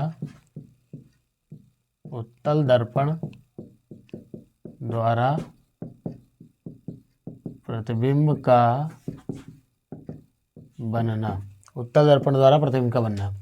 तो इसमें केवल दो कंडीशन है। पहली कंडीशन क्या है कि जब वस्तु कहाँ रखी हो, जब वस्तु अनंत पर हो, जब वस्तु अनंत पर रखी हो, ठीक। जब वस्तु कहाँ रखी हो, अनंत पर। तो आप जानते हैं अनंत पर रखी वस्तु का प्रतिबिंब कहाँ बनेगा, फोकस पर। तो देखिए उत्तल दर्पण है ये हमारा, ये उत्तल दर्पण है, इसका फोकस कहाँ होगा, इधर पीछे, वक्रता केंद्र भी कहाँ होगा, पीछे होगा। अब वस्तु कहाँ रखी है, अनंत पर। वस्तु कहाँ रखी है, ये वस्तु है अनंत पर। अनंत से जो किरणें आएंगी इस तरीके से कैसे आएंगी, समांतर आएंगी, ठीक। अब ये किरणें, ये क्या होगा, उधर तो जा नहीं सकती क्योंकि उधर क्या है, कलाई की गई है। तो ये इस तरीके से परावर्तित होकर इधर लौटेंगी, लेकिन ये पीछे ऐसा लगता है कि किसी एक बिंदु से आती हुई क्या हो रही हैं, प्रतीत हो रही हैं। इस तरीके से जो है क्या हो रही हैं, प्रतीत हो रही हैं, किसी बिंदु से आती हुई। यानी कि इस वस्तु का उसी जगह पर क्या बन जाएगा, प्रतिबिंब, यानी फोकस पर प्रतिबिंब बन जाएगा। तो वस्तु अगर अनंत पर रखी है तो प्रतिबिंब कहाँ बनेगा, फोकस पर बनेगा। कहाँ बनता है, फोकस पर। तो यहाँ देखिए आप इस तरीके से इसका चित्र होगा। यहाँ लिखेंगे कि जो है अनंत पर रखी वस्तु ए बी का प्रतिबिंब ए डैश बी डैश कहाँ बनता है, दर्पण के पीछे मुख्य फोकस पर बनता है, और आभासी बनता है, सीधा बनता है, वस्तु से बहुत छोटा बनता है। आभासी बनता है, सीधा बनता है, वस्तु से बहुत छोटा बनता है। तो ये हो गया जब वस्तु कहाँ रखी हो, अनंत पर रखी हो। अब जो है अगला देखते हैं कंडीशन। दूसरी कंडीशन ये है कि उत्तल दर्पण के सामने जब वस्तु अनंत तथा जो है दर्पण के बीच कहीं पर भी रखी हो, जब वस्तु अनंत तथा दर्पण के बीच कहीं भी रखी हो, तो दूसरी कंडीशन है जब वस्तु अनंत तथा दर्पण के ध्रुव के बीच कहीं भी रखी हो, के बीच कहीं भी रखी हो। तो इसके लिए देखिए ये हो गया उत्तल दर्पण, ये हो गया फोकस, ये क्या हो गया, वक्रता केंद्र। अब ये इसका ध्रुव हो गया, ठीक। यहाँ पर एक हम वस्तु रख देते हैं ए बी। ध्रुव और अनंत के बीच कहीं पर भी आप रखेंगे यानी दर्पण के सामने कहीं पर भी वस्तु रखी है। तो यहाँ पर क्या हो जाएगा, एक किरण मुख्य अक्ष के समांतर जाएगी, तो ये कहाँ से आती है, प्रतीत होती है, मुख्य फोकस से। ये देखिए दूसरी किरण कहाँ जाती है, जाएगी वक्रता केंद्र से, वक्रता केंद्र से होकर जाती है।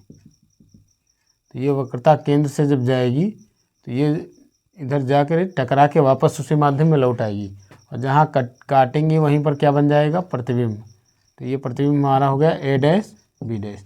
तो इस तरीके से जो है वस्तु अनंत तथा दर्पण के ध्रुव के बीच कहीं पर भी रखी होगी, ठीक, यानी दर्पण के सामने कहीं पर भी रखी है ध्रुव और अनंत के बीच, तो उसका प्रतिबिंब सदैव याद रखना कहाँ बनेगा, दर्पण के पीछे ध्रुव और फोकस के बीच बनता है। कहाँ बनता है, ध्रुव और फोकस के बीच बनता है। और यह प्रतिबिंब वस्तु से छोटा होता है, आभासी होता है और सीधा होता है, ठीक। तो ये हो गया हमारा उत्तल दर्पण द्वारा प्रतिबिंब का बनना। दो कंडीशन थी और इन दोनों कंडीशन को आपको याद रखना पड़ेगा, क्योंकि बहुविकल्पी प्रश्न यहाँ से बहुत बनते हैं।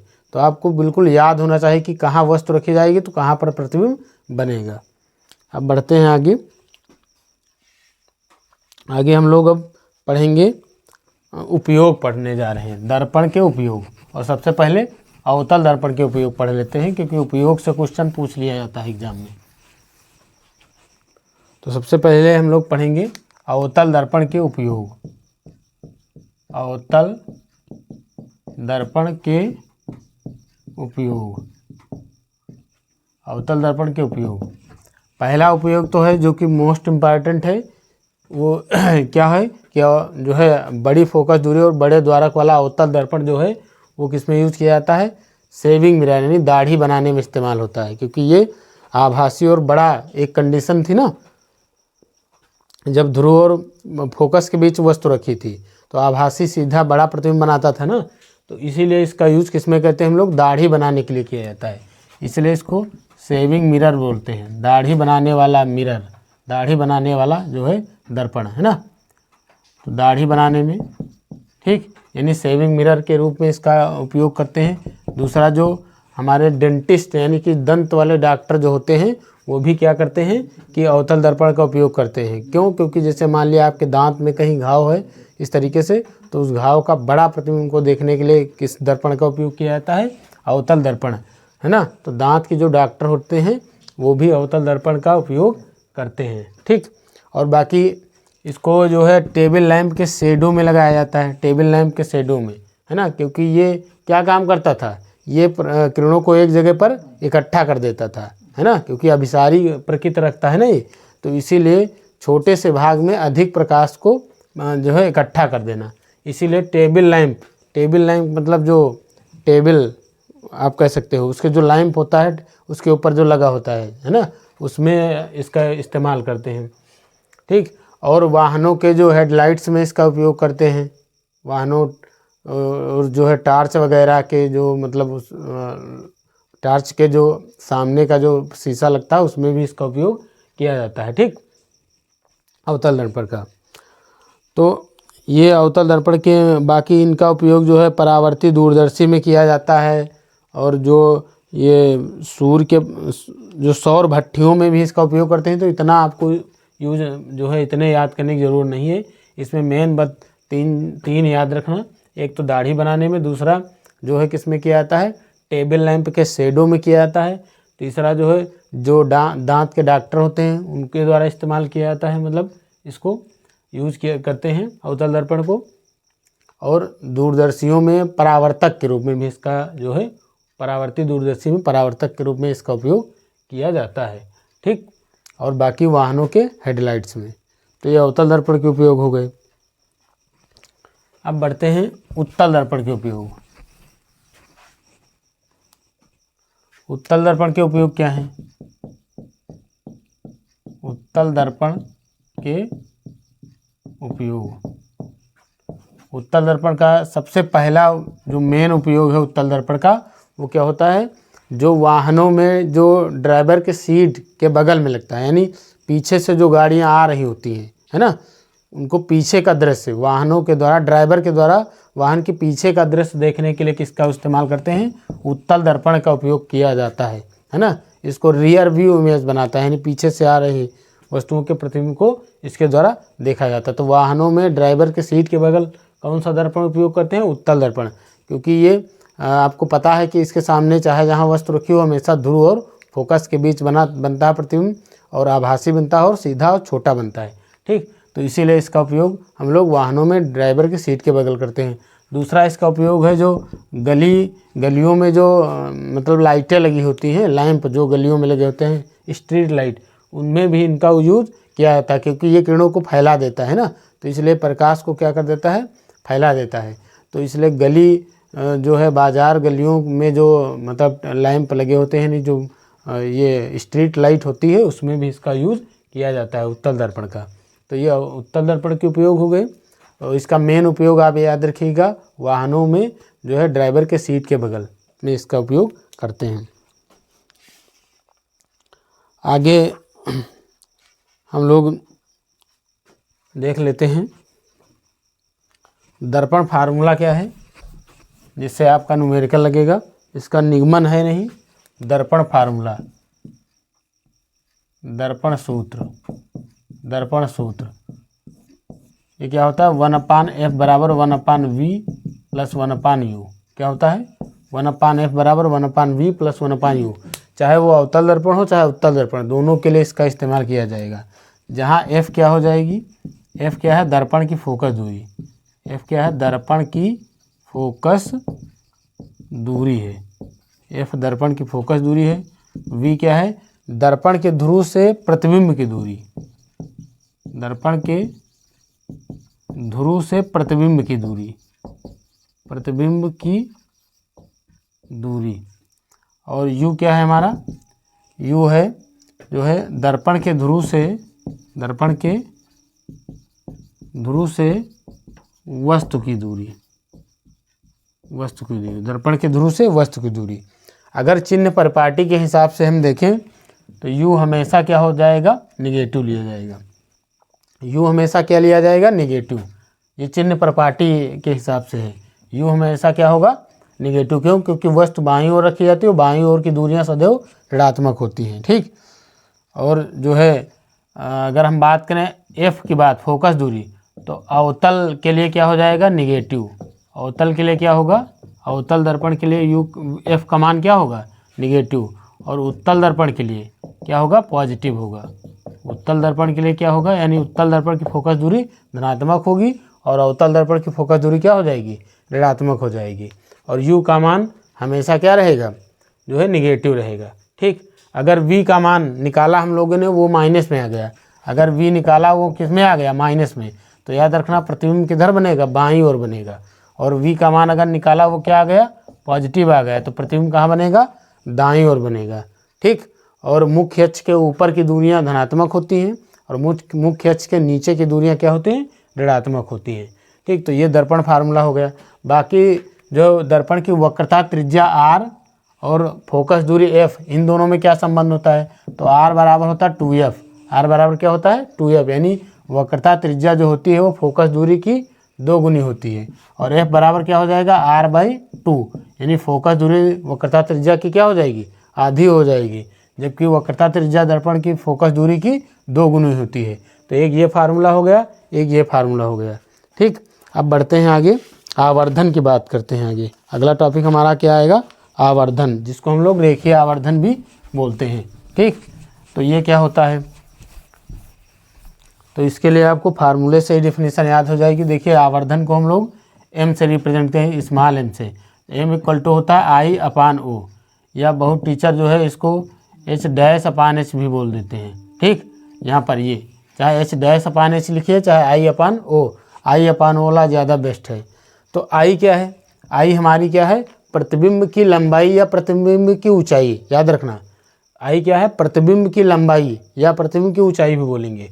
O क्या है, वस्तु की लंबाई या वस्तु की ऊंचाई है। याद रखना, O क्या है, वस्तु की लंबाई या वस्तु की ऊंचाई होती है। ठीक, तो m बराबर क्या होता है, I/O। अब परिभाषा क्या बनेगी आवर्धन की, कि किसी दर्पण द्वारा बने प्रतिबिंब की लंबाई और वस्तु की लंबाई के अनुपात को, ये देखिए प्रतिबिंब की लंबाई आई है और वस्तु की लंबाई जो है ओ है, इन दोनों का रेशियो है, यानी इनके अनुपात को ही क्या कहते हैं हम लोग रेखीय आवर्धन या आवर्धन बोलते हैं। ठीक, बात समझे कि नहीं, मैग्नीफिकेशन बोला जाता है। तो m बराबर क्या होता है I/O। अब m बराबर ये भी होता है माइनस का V/U भी होता है, m बराबर क्या होता है माइनस का V/U भी होता है। तो इम्प्लाइज दैट यहाँ से हम कह सकते हैं कि माइनस का V बराबर क्या हो जाएगा I/O। ये जो है फार्मूला निकल के आएगा, माइनस का V/U इक्वल टू I/O भी हो जाएगा। ठीक, बाकी जो है आगे बढ़ते हैं। जो आवर्धन होता है अगर वो प्लस में आया, यानी m की वैल्यू अगर तुमने निकाला वो पॉजिटिव आई, तो समझ लीजिए प्रतिबिंब आभासी व सीधा होगा। क्या होगा, यानी आवर्धन का मान धनात्मक ऋणात्मक दोनों हो सकता है। अगर आवर्धन धनात्मक है तो प्रतिबिंब आभासी और सीधा होगा। ठीक, जाहिर सी बात है अगर जो प्रतिबिंब सीधा होता है वो आभासी होता है, और अगर m का मान निगेटिव है ना, तो प्रतिबिंब क्या होगा वास्तविक और उल्टा होगा। तो इस तरीके से आपका दर्पण वाला पोर्शन पूरा समाप्त हो गया, मतलब ये परावर्तन वाला पोर्शन समाप्त हो गया। अब हम लोग बढ़ते हैं अपवर्तन की ओर। तो अगला टॉपिक अब प्रकाश का अपवर्तन। प्रकाश के अपवर्तन से आप क्या समझते हैं और इसके जो है नियमों का उल्लेख कीजिए। इस तरीके से कभी मतलब पूछ लिया जा सकता है क्वेश्चन। ठीक, तो प्रकाश का अपवर्तन क्या है, अभी हम लोगों ने क्या पढ़ा, प्रकाश का परावर्तन। उसी टाइप से क्या है प्रकाश का अपवर्तन, रिफ्रैक्शन ऑफ लाइट। तो इसकी परिभाषा क्या होती है कि जब प्रकाश एक माध्यम से दूसरे माध्यम में जाता है, जब प्रकाश एक माध्यम से दूसरे माध्यम में जाता है तो अपने मार्ग से विचलित हो जाता है। ठीक, यह घटना प्रकाश का अपवर्तन कहलाती है। जब प्रकाश एक माध्यम से दूसरे माध्यम में जाता है तो अपने मार्ग से विचलित हो जाता है, यह घटना क्या कहलाती है, प्रकाश का अपवर्तन कहलाती है। ठीक, अब देखिए इधर ये हमारा कोई जो है क्या है अपवर्तक पृष्ठ है, याद रखना ये अपवर्तक पृष्ठ है, इसलिए इसको पारदर्शी लेते हैं ताकि एक माध्यम से दूसरे माध्यम में प्रकाश पहुंच जाए। इसमें कोई पॉलिश वालिश या कलाई वलाई नहीं की जाती है। ठीक, तो ये हमारा मान लेते हैं कि ये Z मान लेते हैं, ये क्या है अपवर्तक पृष्ठ है, याद रखना अपवर्तक पृष्ठ है। ठीक, बात समझे कि नहीं। ऊपर वाला हमारा क्या है ये फर्स्ट मीडियम और नीचे वाला क्या ले लेते हैं सेकेंड मीडियम। ठीक, इस तरीके से। तो अभी हमने क्या बताया, प्रकाश का जो अपवर्तन है अपने मार्ग से विचलित हो जाना, प्रकाश का अपने मार्ग से विचलित होना ही क्या है अपवर्तन है। अब यह जो है विचलन दो प्रकार का होता है। ठीक, एक तो ये होता है कि जो है अभिलंब से प्रकाश का दूर हटना, और एक दूसरा क्या होता है अभिलंब की ओर झुकना। ठीक, अब ये दो कंडीशन पर डिपेंड करता है किसके पर, कि माध्यमों के, एक तो जो सघन माध्यम और विरल माध्यम। ठीक, सघन माध्यम और विरल माध्यम, विरल माध्यम, क्योंकि आपने क्या पढ़ा अभी कि जब प्रकाश एक माध्यम से दूसरे माध्यम में जाएगा। ठीक, तो अब ये जो सघन और विरल ये माध्यम जो होते हैं, सघन माध्यम विरल माध्यम, ये एक दूसरे के सापेक्ष होते हैं, याद रखना क्या होते हैं एक दूसरे के सापेक्ष होते हैं। ठीक, अब माध्यम जैसे क्या होता है, जैसे अगर यहाँ पर क्या है तो हवा का मीडियम है माध्यम है, इस तरीके से माध्यम क्या हो सकता है वायु का माध्यम हो सकता है, कांच का माध्यम हो सकता है, जल का माध्यम हो सकता है। इस तरीके से क्या है ये सभी के सभी माध्यम है, लेकिन ये एक दूसरे के सापेक्ष इनके अंदर सघन और विरल का गुण हो जाता है। जैसे अगर हम बात करें कि वायु जल के सापेक्ष क्या है विरल माध्यम है, या जल वायु के सापेक्ष क्या है सघन माध्यम है।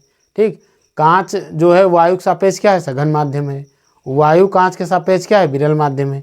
तो इस तरीके से जो है आपका सघन माध्यम और विरल माध्यम क्या होता है कि जब दो माध्यमों के सापेक्ष निकलता है, सघन और विरल, है ना। अब जैसे मान लिया ऊपर हम लोगों ने मान लिया, ये मान लिया यहाँ पर वायु है और नीचे क्या मान लिया कांच है। पहला माध्यम हमने ऊपर ले लिया वायु, नीचे क्या ले लिया कांच। अब ये प्रकाश की कोई किरण इस तरीके से ये अपवर्तक पृष्ठ पर आकर के आपतित हुई, ये कोई, और ये हमारा आपतन बिंदु हो जाएगा। ठीक, और यहाँ पर हम लोग क्या खींचेंगे अभिलंब खींच लेंगे, इस तरीके से क्या खींच लेंगे अभिलंब, n डैश इसको मान लेंगे, ये अभिलंब हो गया। ठीक, ये आपतन बिंदु हो गया, ये पीए क्या हो गई आपतित किरण हो गई। ठीक, अब देखो क्या होगा यहाँ पर, अब देखिए ऊपर वायु है नीचे कांच है, तो वायु कांच के सापेक्ष क्या है विरल है, और कांच वायु के सापेक्ष क्या है सघन माध्यम हो गया। ठीक, तो प्रकाश की किरण कहाँ से कहाँ जा रही है विरल से सघन में जा रही है, याद रखना, विरल से कहाँ जा रही, सघन में, तो ये क्या होगी, अभिलंब, यानी कि विरल से सघन में जाएगी तो अभिलंब की ओर झुक जाएगी। जाना चाहिए था इसको सीधे, जाना चाहिए था इससे सीधे, लेकिन क्या हुआ कि अपवर्तन के कारण ये क्या हो गई, अभिलंब की ओर ऐसे झुक जाती है, अभिलंब की ओर क्या हो गई, झुक गई, और यहाँ पर क्यों मान लेंगे, तो एक ही दिशा में आगे निकल गई, ठीक। और जाना चाहिए, कैसे जाना चाहिए, ऐसे, इस तरीके से डॉट डॉट बनाए, तो इसको मिटा देते हैं इस तरीके से, ठीक। तो यहाँ पर आपतित किरण और अभिलंब के बीच बना कोण क्या हो जाएगा, ये आपतन कोण आई हो जाएगा, और ये अपवर्तित किरण है, ए क्यों क्या है, ये है अपवर्तित किरण, अपवर्तित किरण, ये अपवर्तित किरण है, और ये क्या है, आपतित किरण है, ये आपतित किरण है, ये क्या हो गया, अपवर्तित। तो ये अभिलंब, अपवर्तित किरण और अभिलंब के बीच बना कोण क्या होता है, अपवर्तन कोण, अपवर्तन कोण स्मॉल आर होता है, ठीक। तो इस तरीके से हो गया।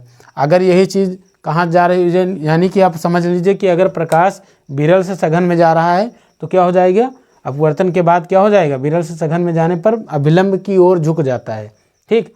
अब यही चीज़ देखते हैं दूसरी कंडीशन। मान लिया कि ये जो है, यहाँ पर अभिलंब खींच लेते हैं, और ऊपर कांच होता और नीचे हवा होती, तो कांच क्या हो जाएगा, सघन, ऊपर सघन हो गया, नीचे क्या हो गया, विरल माध्यम, ऊपर फर्स्ट मीडियम बोलेंगे इसको, सेकंड मीडियम। अब ये किरण आकर के ऐसे आपतित हुई बिंदु ए पर, तो अब क्या होगा, ये अब वो सघन से कहाँ जा रही है, विरल में, तो अब जाना चाहिए था सीधे, लेकिन ये अभिलंब से दूर हट जाएगी, अभिलंब से ऐसे क्या हो जाएगी, दूर हट जाएगी, ठीक। ये आपतन कोण आई हो गया, ये अपवर्तन कोण क्या हो गया, आर हो गया, ठीक। बात समझे कि नहीं। तो आप देख पा रहे हैं कि अगर विरल से सघन में जा रही प्रकाश की किरण तो अभिलंब की ओर झुक जाती है, और अगर सघन से विरल में जा रही है तो अभिलंब से दूर हट जाती है। तो यानी कि यहाँ पर प्रकाश का क्या हो रहा है, दोनों कंडीशन में विचलन हो रहा है, और यही विचलन ही क्या कहलाता है, प्रकाश का अपवर्तन कहलाता है, ठीक। अब पढ़ेंगे अपवर्तन के नियम, प्रकाश के अपवर्तन के नियम। तो इसके भी निम्न 2 नियम हैं, अपवर्तन के भी कितने नियम हैं, निम्न 2 नियम हैं, ठीक। अपवर्तन कितने नियम हैं, 2 नियम। प्रथम नियम की बात करें अगर हम, प्रथम नियम क्या होता है, प्रथम नियम की जो आपतित किरण और अपवर्तित किरण, आपतित किरण, अपवर्तित किरण तथा आपतन बिंदु पर अभिलंब, अभी आपने देखा कि जो है ये हमारा क्या हो गया, अभिलंब हो गया, ये आपतित किरण हो गई, और ये क्या हो गई थी, जो इधर निकली गई थी, ये अपवर्तित किरण हो गई, और ये आपतन बिंदु पर अभिलंब, तीनों कहाँ होते हैं, एक ही तल में होते हैं। याद रखिए, आपतित किरण, अपवर्तित किरण, आपतित किरण कामा अपवर्तित किरण तथा आपतन बिंदु पर अभिलंब, तीनों एक ही तल में होते हैं। ये प्रथम नियम हो गया। अब द्वितीय नियम क्या है, द्वितीय नियम ज़्यादा इंपॉर्टेंट है, जिसे स्नेल का नियम भी कहते हैं हम लोग, है ना। तो द्वितीय नियम क्या है, द्वितीय नियम जिसे क्या कहा जाता है, स्नेल का नियम, स्नेल का नियम, स्नेल का नियम भी बोलते हैं। तो ये इन्होंने क्या बताया था, द्वितीय नियम में क्या है कि किन्हीं दो माध्यमों के लिए अथवा एक ही रंग के प्रकाश के लिए, किन्हीं दो माध्यमों के लिए अथवा एक ही रंग के प्रकाश के लिए आपतन कोण की ज्या का मतलब होता है साइन, ज्या का मतलब क्या होता है, साइन, और आपतन कोण क्या होता है, आई, तो आपतन कोण की ज्या क्या हो जाएगा, साइन आई, तथा अपवर्तन कोण की ज्या मतलब साइन आर, और इन दोनों का अनुपात क्या होता है, एक नियतांक होता है, और इसी नियतांक को हम लोग क्या बोलते हैं, एन, है ना, एन, और एन क्या है हमारा, जो है अपवर्तनांक है, एन क्या है, अपवर्तनांक, और जिसे पहले माध्यम के सापेक्ष दूसरे माध्यम का अपवर्तनांक कहते हैं। याद रखिए, एन हमारा क्या है, अपवर्तनांक है, जिसे पहले माध्यम के सापेक्ष दूसरे माध्यम का अपवर्तनांक कहते हैं, ठीक। तो साइन आई क्या है, आपतन कोण की ज्या, साइन आर क्या है, अपवर्तन कोण की ज्या, और इन दोनों का अनुपात क्या होता है, नियतांक, और यह नियतांक को ही क्या कहा जाता है, पहले माध्यम के सापेक्ष दूसरे माध्यम का अपवर्तनांक कहा जाता है, ठीक। तो ये स्नेल का नियम भी कहलाता है, ठीक। तो इसी फार्मूले से इसकी डिफिनीशन बन जाएगी, ये इंपॉर्टेंट है। तो ये हो गया प्रकाश के अपवर्तन के नियम। अपवर्तनांक का प्रकाश की चाल के से क्या संबंध होता है, ये देख लीजिए फार्मूला, ठीक। थोड़ा n बराबर होता है c/v, याद रखना, n अपवर्तनांक है, n बराबर क्या होता है, c/v। c क्या है, c है वायु अथवा निर्वात में प्रकाश की चाल, याद रखना, वायु और निर्वात में प्रकाश की चाल को जो है, वायु या निर्वात में प्रकाश की चाल को स्मॉल सी से रिप्रेजेंट करते हैं और इसका मान 3 × 10⁸ मीटर प्रति सेकेंड होता है। और v किसी भी माध्यम में प्रकाश की चाल है ना, अन्य किसी माध्यम में, तो n बराबर c/v होता है। यहाँ पर देखिए क्या लिखा है 1n2, इसका मतलब क्या है ज़रा समझ लीजिए। इसको बोलते हैं पहले माध्यम के सापेक्ष दूसरे माध्यम का अपवर्तनांक। पहले माध्यम जो आगे लिखा होगा उसके सापेक्ष और जो बाद में लिखा हो उसका अपवर्तनांक। तो 1n2 बराबर क्या हो जाएगा v1/v2। तो जो आगे होगा उसमें प्रकाश की चाल ऊपर रखी जाएगी और जो बाद में होगा उसमें प्रकाश की चाल नीचे रखी जाएगी। ठीक, जैसे मान लिया ANG लिखा हुआ है तो इसका मतलब हम लोग क्या पढ़ते हैं, वायु के सापेक्ष कांच का अपवर्तनांक। ठीक, या GNW लिखा है तो जैसे कांच के सापेक्ष जल का अपवर्तनांक। ठीक, बात समझे कि नहीं। तो ये सापेक्ष अपवर्तनांक है। ठीक, तो ये जो है अपवर्तनांक का प्रकाश की चाल से संबंध है।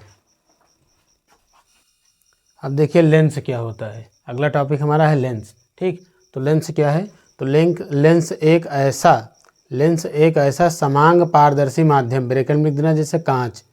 लेंस एक ऐसा समांग पारदर्शी माध्यम जैसे कांच जो है का बना हुआ होता है ना, बात समझे कि नहीं। यानी आप ऐसे लिखेंगे कि लेंस एक ऐसा समांग पारदर्शी माध्यम जैसे कांच होता है जिसमें 2 वक्र पृष्ठ अथवा एक वक्र पृष्ठ और एक समतल पृष्ठ होता है। ठीक, इसको कैसे समझेंगे, चित्र के माध्यम। देखिए एक ये वक्र पृष्ठ हमारा हो गया और एक ये वक्र पृष्ठ हो गया। ठीक, अब ये क्या बन गया, हमारा लेंस बन गया। ठीक, अब एक वक्र पृष्ठ ये ले लेते हैं और एक समतल पृष्ठ ले लें तो ये भी हमारा क्या हो गया, लेंस हो गया। अब इधर देखिए और इस तरीके से ये एक वक्र पृष्ठ है, ये एक वक्र पृष्ठ है, इनको मिला दें तो क्या बन जाएगा, लेंस बन जाएगा। या एक वक्र पृष्ठ ले लें और एक ऐसे समतल पृष्ठ ले लें तो ये भी क्या हो जाएगा, हमारा लेंस हो जाएगा। ठीक, तो इसमें 2 पृष्ठ हैं, हर एक लेंस में 2-2 पृष्ठ हैं, याद रखिए। तो दोनों पृष्ठ या तो क्या हो सकते हैं, वक्र पृष्ठ हो सकते हैं। ठीक, बात समझे कि नहीं। ये देखिए ये वक्र मतलब इस तरह टेढ़ा, बात समझे कि नहीं। तो ये वक्र पृष्ठ हो सकते हैं दोनों, या एक वक्र पृष्ठ और एक समतल पृष्ठ हो सकता है। ठीक, और समांग पारदर्शी माध्यम होता है मतलब कि जैसे कांच, मतलब कांच का ही बना हो, है ना, बात समझे कि नहीं। समान माध्यम, समांग माध्यम से बना हो। ठीक, तो क्या कहलाता है, हमारा लेंस कहलाता है। अब लेंस के प्रकार देख लेते हैं। तो लेंस 2 प्रकार के होते हैं। लेंस कितने प्रकार के होते हैं, 2 प्रकार के होते हैं। पहला हमारा क्या हो जाएगा, उत्तल लेंस। क्या हो जाएगा, उत्तल लेंस, जिसको बोलेंगे हम लोग कॉन्वेक्स लेंस। क्या बोलेंगे, कॉन्वेक्स लेंस। ठीक, तो ये लेंस क्या होता है, तो लिखेंगे कि वे लेंस जो बीच में मोटे, ये देखिए ये लेंस जो है हमारा उत्तल लेंस है, बीच में मोटा है, किनारों पर क्या है, पतला है। वे लेंस जो बीच में मोटे तथा किनारों पर क्या होते हैं, पतले होते हैं, क्या कहलाते हैं, उत्तल लेंस। बात समझे कि नहीं। वह लेंस जो बीच में मोटा तथा किनारों पतला होता है उत्तल लेंस कहलाता है, कॉन्वेक्स लेंस कहलाता है। ठीक, और अवतल लेंस क्या होता है, अवतल लेंस। अवतल लेंस क्या होता है, तो वह लेंस जो बीच में पतला हो जाएगा और किनारों पर मोटा हो जाएगा। ये देखिए बीच में पतला है, किनारों पर क्या है, मोटा है, तो ये क्या कहलाएगा, अवतल लेंस यानी कॉनकेव लेंस कहलाएगा। वह लेंस जो बीच में पतला किनारों पर मोटा क्या कहलाएगा, कॉनकेव यानी कि अवतल लेंस कहलाएगा। वह लेंस जो बीच में मोटा किनारों पर पतला, ठीक, बीच में मोटा किनारों पर पतला तो उत्तल लेंस, बीच में पतला किनारों पर मोटा तो अवतल लेंस। ठीक, टॉपिक हमारा है लेंस से संबंधित महत्वपूर्ण परिभाषाएं। ठीक, जो इम्पॉर्टेंट है वो आपको हम बताए दे रहे हैं। पहला क्या हो जाएगा, मुख्य अक्ष। पहला क्या है, मुख्य अक्ष यानी कि प्रिंसिपल एक्सिस। तो मुख्य अक्ष क्या होता है, तो लेंस के दोनों वक्र पृष्ठों, जैसे कि हमारा ये लेंस है, ये उत्तल लेंस है। ठीक, तो इधर वाले जो पृष्ठ है इसका इस तरीके से अगर हम ऐसे ऐसे बनाएं तो इसका वक्रता केंद्र कहाँ रहा होगा, यहाँ पर कहीं। ठीक, ऐसे, और इधर वाले को ऐसे बनाएं इस तरीके से तो इसका वक्रता केंद्र कहाँ रहा होगा, इस तरीके से यहाँ पर रहा होगा। ठीक, तो इस तरीके से जो है कि लेंस के दोनों वक्र पृष्ठों, जो दोनों वक्र पृष्ठ हैं इनके वक्रता केंद्रों को मिलाने वाली, लेंस के दोनों वक्र पृष्ठों के वक्रता केंद्रों को मिलाने वाली रेखा क्या कहलाती है, मुख्य अक्ष कहलाती है। ये देखिए ये मुख्य अक्ष हो गई, ये क्या हो गई, मुख्य अक्ष। ठीक, ये लेंस के दोनों वक्र पृष्ठों के वक्रता केंद्रों को मिलाने वाली रेखा क्या कहलाएगी, मुख्य अक्ष। तो ये लाइन हमारी क्या है, मुख्य अक्ष हो गई। प्रकाशिक केंद्र क्या होता है, तो लेंस में लेंस के भीतर या लेंस के मध्य स्थित वह बिंदु जहाँ से जाने वाली, ये देखिए ये मुख्य अक्ष हो गई, ये बिंदु हमारा क्या होता है, प्रकाशिक केंद्र होता है। ठीक, जहाँ तो लेंस के भीतर स्थित वह बिंदु जहाँ से जाने वाली प्रकाश की किरण बिना विचलित हुए अपने मार्ग पर सीधे निकल जाती है ना, क्या कहलाता है, प्रकाशिक केंद्र कहलाता है, ऑप्टिकल सेंटर कहलाता है। ठीक, लेंस के जो है अंदर स्थित वह बिंदु जहाँ से जाने वाली प्रकाश की किरण लेंस से अपवर्तन के पश्चात सीधे अपने मार्ग पर निकल जाती है, क्या कहलाता है, प्रकाशिक केंद्र कहलाता है।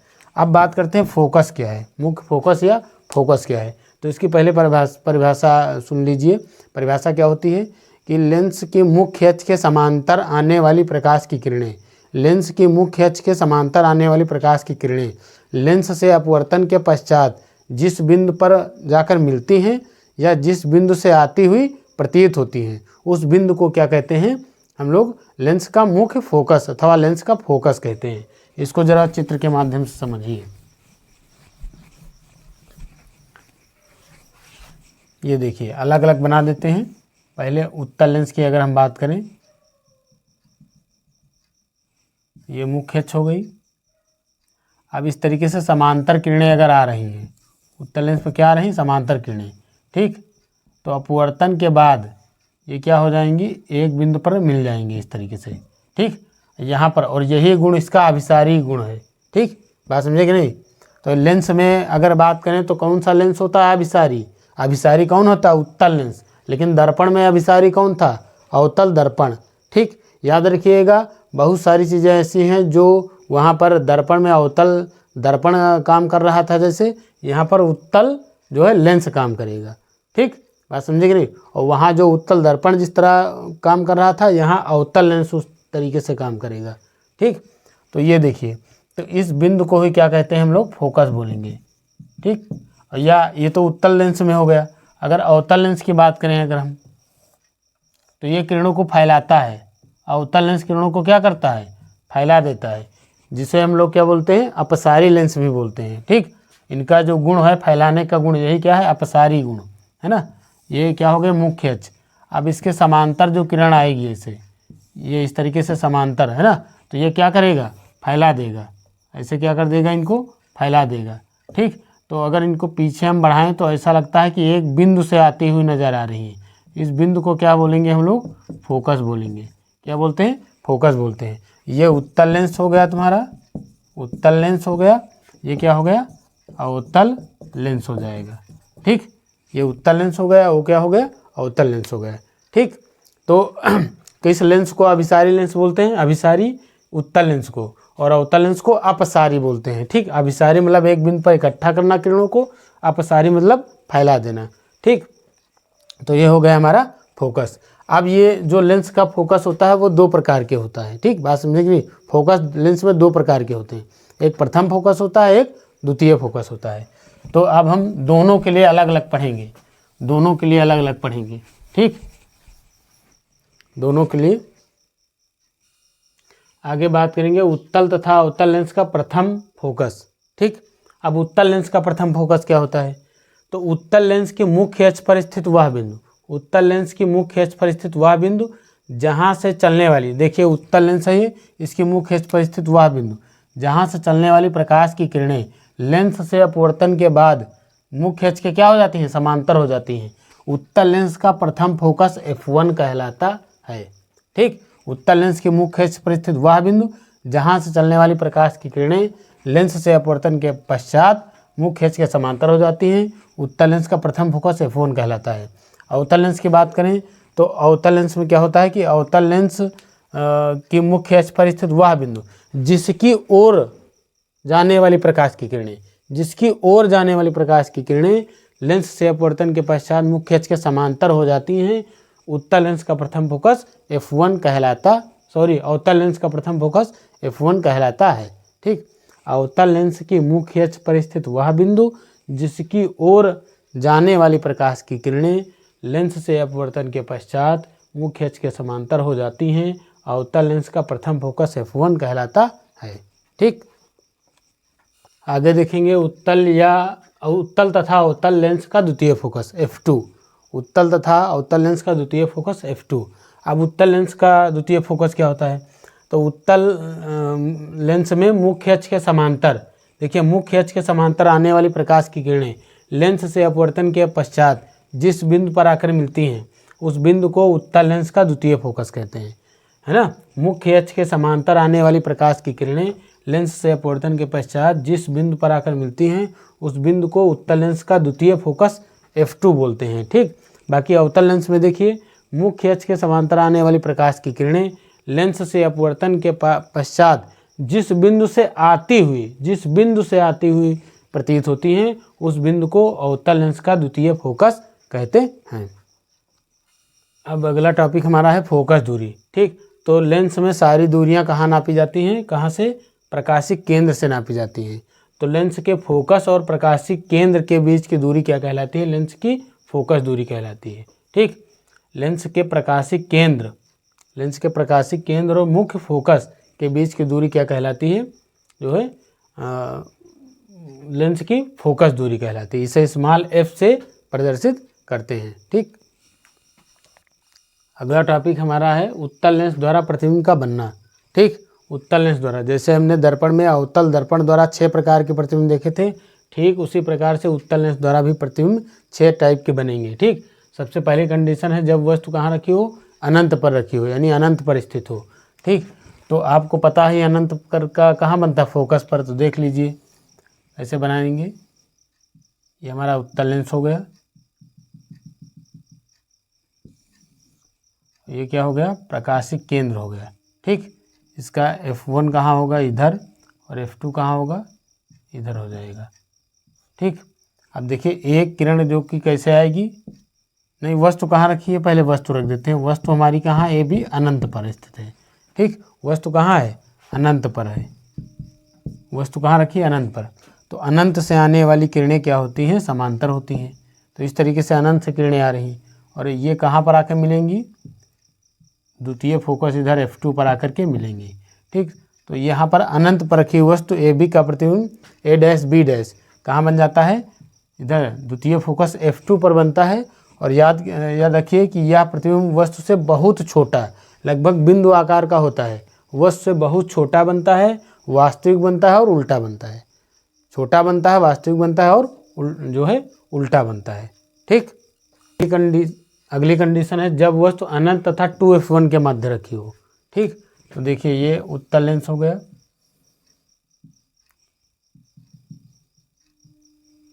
ये इसकी मुख्य अक्ष हो गई, ये हो गया प्रकाशिक केंद्र O। यहाँ से यहाँ पर क्या होगा? f1 हो जाएगा, और उतनी ही दूरी पर यहाँ पर क्या हो जाएगा? 2f1 हो जाएगा। इधर क्या हो जाएगा? हमारा f2 हो जाएगा, और उतनी ही दूरी पर यहाँ पर क्या हो जाएगा? 2f2 हो जाएगा, ठीक। वस्तु कहाँ रखी है? अनंत तथा 2f1 के बीच। तो इसके आगे यहाँ से अनंत है, तो अनंत तथा 2f1 के बीच हम यहाँ पर कहीं वस्तु रख देते हैं ए बी। अनंत तथा 2f1 के मध्य रखिए। एक किरण मुख्य अक्ष के कहाँ से जाएगी? समांतर जाएगी। लेंस से अपवर्तन के पश्चात कहाँ से लौटेगी? f2 से। इस तरीके से f2 से होकर लौटेगी। दूसरी कैसे जाएगी? प्रकाशिक केंद्र से जाएगी। कहाँ जाएगी? प्रकाशिक केंद्र वाली जो है क्या होगी? सीधे अपने मार्ग पर निकल जाएगी, और ये दोनों किरणें जहाँ काटेंगी वहीं पर क्या बन जाएगा? प्रतिबिंब बन जाएगा, ठीक। बात समझे कि नहीं? तो आप देख पा रहे हैं कि अनंत तथा 2f1 के मध्य रखी वस्तु ए बी का प्रतिबिंब a डैश b डैश कहाँ बनता है? f2 और 2f2 के बीच बनता है। f2 और 2f2 के बीच बनता है, और यह प्रतिबिंब वस्तु से छोटा होता है और वास्तविक होता है और उल्टा होता है। तीसरी कंडीशन है जब वस्तु 2f1 पर रखी हो, ठीक। तो देखिए ये हमारा क्या हो जाएगा? उत्तल लेंस हो जाएगा। क्या हो जाएगा? उत्तल लेंस। ये हो गई मुख्य अक्ष, ये प्रकाशिक केंद्र। यहाँ पर क्या हो जाएगा? f1, यहाँ पर हो जाएगा f2, और यहाँ पर क्या हो जाएगा? 2f1, यहाँ पर क्या हो जाएगा? 2f2, ठीक। बात समझे? देखिए जहाँ से पटरी रख करके मुख्य अक्ष पर नापिएगा, कहाँ से? प्रकाशिक केंद्र से। जितनी दूरी पर f1 होगा उतनी दूरी पर f1 से 2f1 होगा। फिर यहाँ से जितनी दूरी पर, मतलब ये दोनों इधर जितनी दूरी है ये है उतनी ये है, फिर यहाँ से ये जितनी दूरी है उतनी यहाँ से ये दूरी है, ये सब नाप के बनाइएगा। ठीक, तो वस्तु कहाँ रखी है, 2F1 पर रखी है। ये देखिए 2F1 पर रखी है वस्तु AB, है ना। एक किरण कैसे जाएगी, मुख्य अक्ष के समांतर जाएगी, तो ये F2 से होकर वापस लौटेगी इस तरीके से। ठीक, अब दूसरी कहाँ जाएगी, प्रकाशिक केंद्र से। कहाँ जाएगी, प्रकाशिक केंद्र से। ये थोड़ा गड़बड़ बन गया है यहाँ पर, थोड़ा सही कर लेंगे हम लोग। यहाँ पर होगा ये 2F1 2F2, क्योंकि 2F1 पर जब वस्तु रखते हैं तो कहाँ बनता है, 2F2 पर बनता है। ठीक, A' B', ये कंडीशन आपको याद रखनी पड़ेंगी कि कहाँ पर वस्तु रखेंगे तो कहाँ पर बनेगा और कैसा बनेगा। ठीक, जैसे दर्पण में भी हमने बताया था, याद कर लेना, उसी प्रकार इसमें भी लेंस में याद कर लेना, क्योंकि बहुविकल्पी प्रश्न बनता है तो वहाँ आप कहाँ बनाएंगे, है ना, तो आपको याद होना चाहिए। तो देखिए 2F1 पर रखी वस्तु AB का प्रतिबिंब A', कहाँ बनता है, 2F2 पर बनता है, और ये समान आकार का बनता है। याद रखिएगा क्या बनता है, समान आकार का बनता है, और जो है वास्तविक बनता है और उल्टा बनता है। ठीक, जब देखिए चौथी कंडीशन है, जब वस्तु 2F1 व F1 के मध्य रखी हो। ठीक, तो यहाँ पर देखिए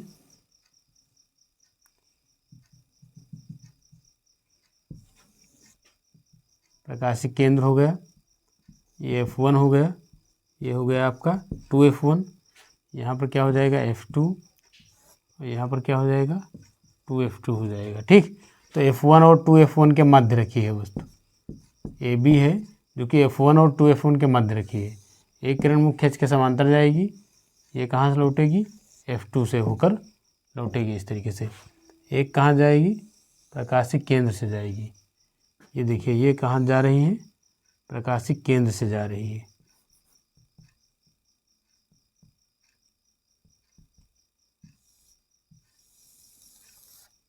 ये जो है ये थोड़ा इधर बना लेते हैं, यहाँ होगा, ये प्रतिबिंब जाकर उधर बनेगा, F2 2F2 और अनंत के बीच बनेगा। प्रतिबिंब कहाँ बनेगा, यहाँ देखिए A', B'। ठीक, तो ये जो है 2F1 और F1 के मध्य रखी वस्तु AB का प्रतिबिंब A', B' कहाँ बनता है, 2F2 और अनंत के बीच बनता है, 2F2 और अनंत के बीच बनता है, और यह प्रतिबिंब वस्तु से बड़ा हो जाएगा, है ना। यह प्रतिबिंब वस्तु से बड़ा बनता है, वास्तविक बनता है और उल्टा बनता है। पांचवी कंडीशन है, जब वस्तु F1 पर रखी हो। ठीक, तो ये देखिए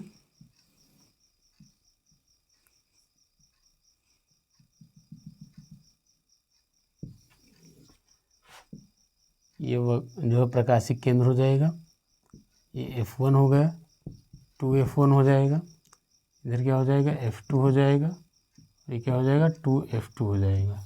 ठीक, अब यहाँ F1 पर वस्तु रख देंगे AB, एक किरण मुख्य अक्ष के समांतर जाएगी, और ये कहाँ से लौटेगी, मुख्य यहाँ F2 से होकर जाएगी, F2 से होकर। ठीक, और दूसरी वाली कहाँ जाएगी, प्रकाशिक केंद्र से होकर जाएगी, ऐसे इस तरीके से प्रकाशिक केंद्र से होकर जाएगी। तो ये दोनों किरणें आगे जाके अनंत पर कहीं मिलेंगी। ठीक, तो F1 पर रखी वस्तु AB का प्रतिबिंब A', B' कहाँ बनता है, अनंत पर बनेगा। कहाँ बनेगा, अनंत पर बनेगा। यह प्रतिबिंब वस्तु से बहुत बड़ा बनेगा, वास्तविक बनेगा और उल्टा बनेगा। अगली कंडीशन है, जब वस्तु F1 तथा प्रकाशिक केंद्र O के मध्य रखी हो। ठीक, ये देखिए ये उत्तल लेंस हो गया आपका,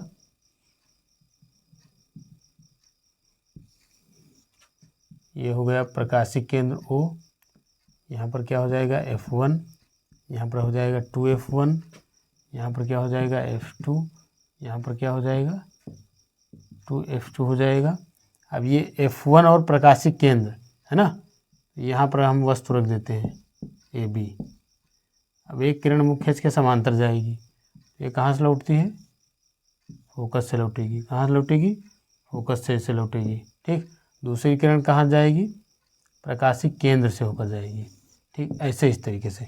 तो ये उधर जा कर के ऐसे लग रहा है कि फैल रही है, तो उधर मुड़ेंगी मिलेंगी नहीं, इनको जो है इधर आगे बढ़ा लेते हैं हम लोग, को कहाँ बढ़ाते हैं, आगे।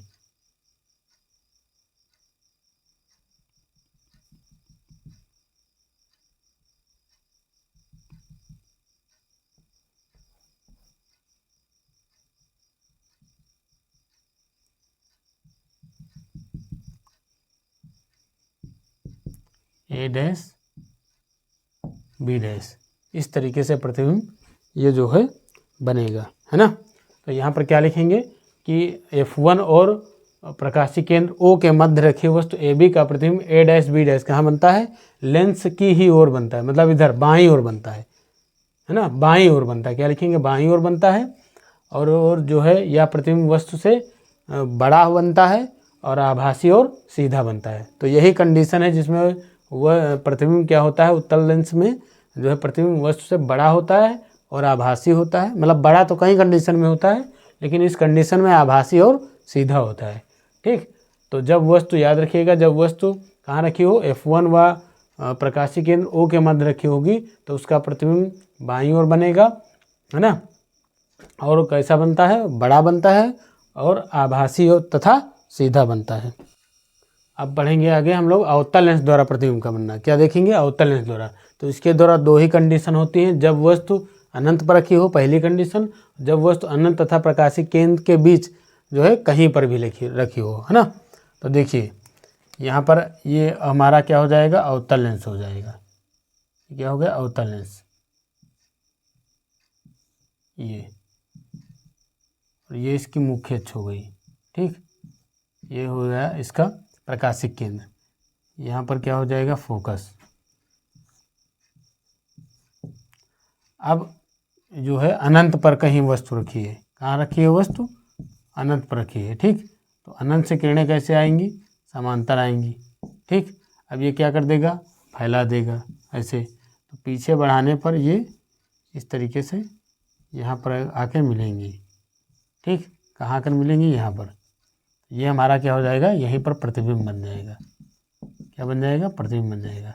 ठीक, तो अनंत पर रखी वस्तु AB का प्रतिबिंब A डैश B डैश कहाँ बनता है, जो है मुख्य फोकस पर बनता है। और यह प्रतिबिंब वस्तु से बहुत छोटा बनता है और इसमें याद रखिएगा आभासी और सीधा बनता है। ठीक, आभासी और सीधा बनता है। अब देखते हैं अगली कंडीशन, अनंत तथा प्रकाशीय केंद्र के बीच कहीं पर भी रखी हो वस्तु। ये देखिए,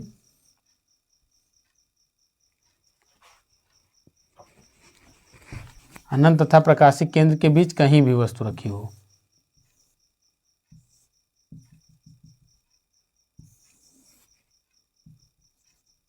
प्रकाशीय केंद्र हो गया। अब इसके सामने हम कहीं पर भी वस्तु रख देते हैं, इसके सामने। ये देखिए, ये हमारी AB क्या हो गई, वस्तु।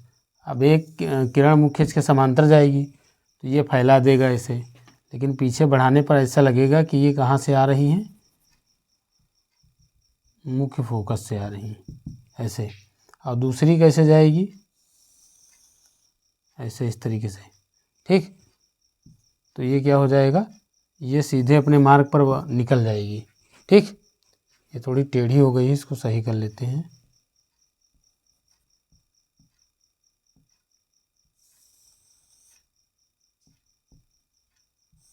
इस तरीके से।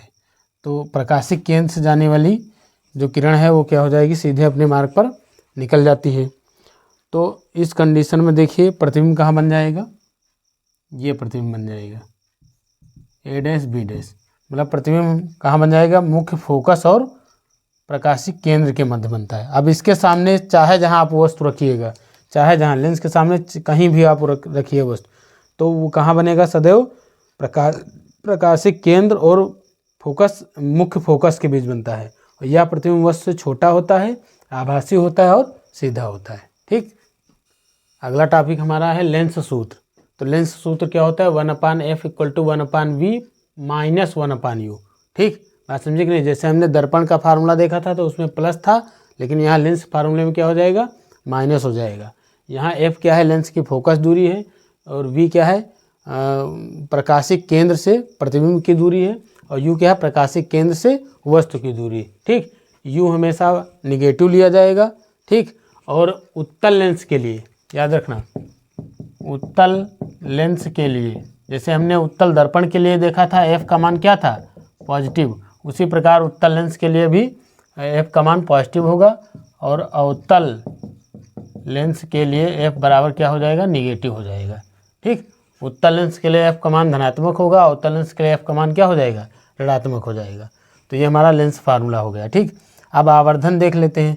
m बराबर क्या हो जाता है, I/O। इसमें भी लेंस द्वारा बने प्रतिबिंब की लंबाई तथा वस्तु की लंबाई के अनुपात को क्या कहते हैं, लेंस की आवर्धन, लेंस द्वारा आवर्धन यानी लेंस या लेंस का रेखीय आवर्धन बोलते हैं। इसे स्मॉल m से प्रदर्शित करते हैं, m बराबर I/O या m बराबर V/U। याद रखना लेंस के केस में यहाँ प्लस होता है और दर्पण के केस में यहाँ माइनस का V/U लिया गया था। ठीक, अगला टॉपिक हमारा है लेंस की क्षमता। क्या है, लेंस की क्षमता, पावर ऑफ लेंस। ठीक, ये क्या होता है, इसको हम लोग P से प्रदर्शित करते हैं। तो P बराबर होता है 1/f। ठीक, P बराबर क्या होता है, 1/f, जब f किस में लिया गया होगा, मीटर में। ठीक, और P बराबर 100/f होता है जब f किस में लिया गया होगा, सेंटीमीटर में। अब इसकी परिभाषा पूछी जाती है, लेंस की क्षमता किसे से आप क्या समझते हैं। ठीक, इसका मात्रक लिखिए इस तरीके से। तो परिभाषा इस वाले फार्मूले से बनी है। ठीक, बात समझे कि नहीं। यहाँ पर देखिए ये फोकस दूरी का, ये जो 1/f है ये फोकस दूरी का व्युत्क्रम है। ये जो 1/f है ये फोकस दूरी का क्या है, व्युत्क्रम है। ठीक, तो हम ये कह सकते हैं कि लेंस की क्षमता यानी कि लेंस के फोकस दूरी के व्युत्क्रम को, है ना, फोकस दूरी के व्युत्क्रम, व्युत्क्रम मतलब उल्टा, फोकस दूरी के व्युत्क्रम को लेंस की क्षमता कहते हैं। फोकस दूरी के व्युत्क्रम को लेंस की क्या कहते हैं, क्षमता कहते हैं। इसे P से प्रदर्शित करते हैं। इसका मात्रक होता है डायोप्टर। इसका मात्रक क्या होता है, डायोप्टर, डायोप्टर बोलते हैं, कैपिटल D से रिप्रेजेंट करते हैं। ठीक, लेंस की क्षमता का मात्रक क्या होता है, डायोप्टर होता है। लेंस की क्षमता का मात्रक डायोप्टर होता है, इसे D से प्रदर्शित करते हैं। ठीक, और याद रखना लेंस की जो फोकस दूरी होती है उसके व्युत्क्रम को क्या कहते हैं, लेंस की क्षमता कहते हैं। अब इन दोनों में क्षमता और फोकस दूरी में उल्टा रिलेशन होता है, अर्थात जिस लेंस की फोकस दूरी ज़्यादा होगी उसकी क्षमता क्या होगी, कम होगी, और जिस लेंस की फोकस दूरी कम होगी उसकी क्षमता ज़्यादा होती है। बात समझे कि नहीं। अगर f मीटर में मापा गया होगा तो फार्मूला लगाएंगे P बराबर 1/f। जब f हमारा सेंटीमीटर में दिया गया होगा तो फार्मूला लगाएंगे P बराबर 100/f। ठीक, और अब इस चैप्टर का अंतिम टॉपिक है हमारा कि उत्तल लेंस और अवतल लेंस के उपयोग पढ़ेंगे। ठीक, वैसे ये ज़्यादा इम्पॉर्टेंट नहीं है, दर्पण के उपयोग ज़्यादा इम्पॉर्टेंट हैं, लेकिन इनको भी जो है बता देते हैं। देखिए उत्तल लेंस का उपयोग कहाँ कहाँ किया जाता है। तो उत्तल लेंस का उपयोग जो है अनेक प्रकाशिक यंत्रों जैसे सूक्ष्मदर्शी, दूरदर्शी, फोटो कैमरा इत्यादि में किया जाता है। ठीक, उत्तल लेंस का उपयोग अनेक प्रकाशिक यंत्रों, सूक्ष्मदर्शी, दूरदर्शी और फोटो कैमरे में किया जाता है। दूसरा उपयोग है उत्तल लेंस का घड़ी साज द्वारा घड़ी के छोटे छोटे पुर्जों को देखने के लिए। घड़ी साज मतलब घड़ी को बनाने वाला, घड़ी साज द्वारा घड़ी के छोटे छोटे पुर्जों को देखने के लिए किसका उपयोग करता है, उत्तल लेंस का उपयोग करता है। ठीक, तीसरा उपयोग है आँख कान के जो डॉक्टर होते हैं वो बीमारी का जो है परीक्षण करने के लिए, है ना। आँख और कान के जो डॉक्टर होते हैं वो बीमारी का परीक्षण किसके द्वारा करते हैं, परीक्षण या निरीक्षण करने के लिए उत्तल लेंस का उपयोग करते हैं। किसका उपयोग करते हैं, उत्तल लेंस का। और बाकी आप जानते हैं दूरदृश्य दोष के निवारण में भी चश्मे में कौन सा लेंस लगाया जाता है, उत्तल लेंस का उपयोग किया जाता है। ठीक, तो ये उत्तल लेंस के मुख्य उपयोग हो गए। और अवतल लेंस का जो मुख्य उपयोग होता है वो निकट दृष्टि दोष के निवारण में हेतु चश्मे में किया जाता है। ठीक, निकट दृष्टि दोष के निवारण हेतु किसमें किया जाता है, चश्मे में किया जाता है। तो ये हमारा हो गया जो चैप्टर प्रकाश, परावर्तन और अपवर्तन, इसका पूरा ये 1 शॉट हो गया और इसका संक्षिप्त थ्योरिकल रिवीजन था ये। तो ये पहला हमारा 1 शॉट है इस चैप्टर का। अगला 1 शॉट जो आएगा उसमें हम लोग इस चैप्टर के महत्वपूर्ण जो एग्ज़ाम की दृष्टि से वेरी वेरी मोस्ट इम्पॉर्टेंट बहुविकल्पी होंगे उनको हम लोग सॉल्व करवाएंगे, मतलब करेंगे। और जो इनके न्यूमेरिकल होंगे यानी आंकिक प्रश्न जो एग्ज़ाम की दृष्टि से बहुत इंपॉर्टेंट हैं उनको हम लोग अगले 1 शॉट यानी इसी चैप्टर का जो 1 शॉट 2 आएगा उसमें सॉल्व करेंगे। तो बेटा वीडियो पसंद आया होगा तो लाइक कर दीजिएगा और वीडियो को अंत तक देखिएगा। ठीक, अगर 2 बार आप देख लेते हैं, 2-3 बार, तो ये पूरा आपका तैयार हो जाएगा एग्ज़ाम के लिए। और इसी क्रम में हम लोग आगे के चैप्टरों के 1 शॉट जो है आपको प्रोवाइड कराते रहेंगे। ठीक, तो वीडियो को अंत तक देखिएगा और जो है लाइक कर दीजिएगा, शेयर कर दीजिएगा और कमेंट कर दीजिएगा। बाकी चैनल को सब्सक्राइब कर दीजिएगा। मिलते हैं अगले वन शॉट 2 में। धन्यवाद।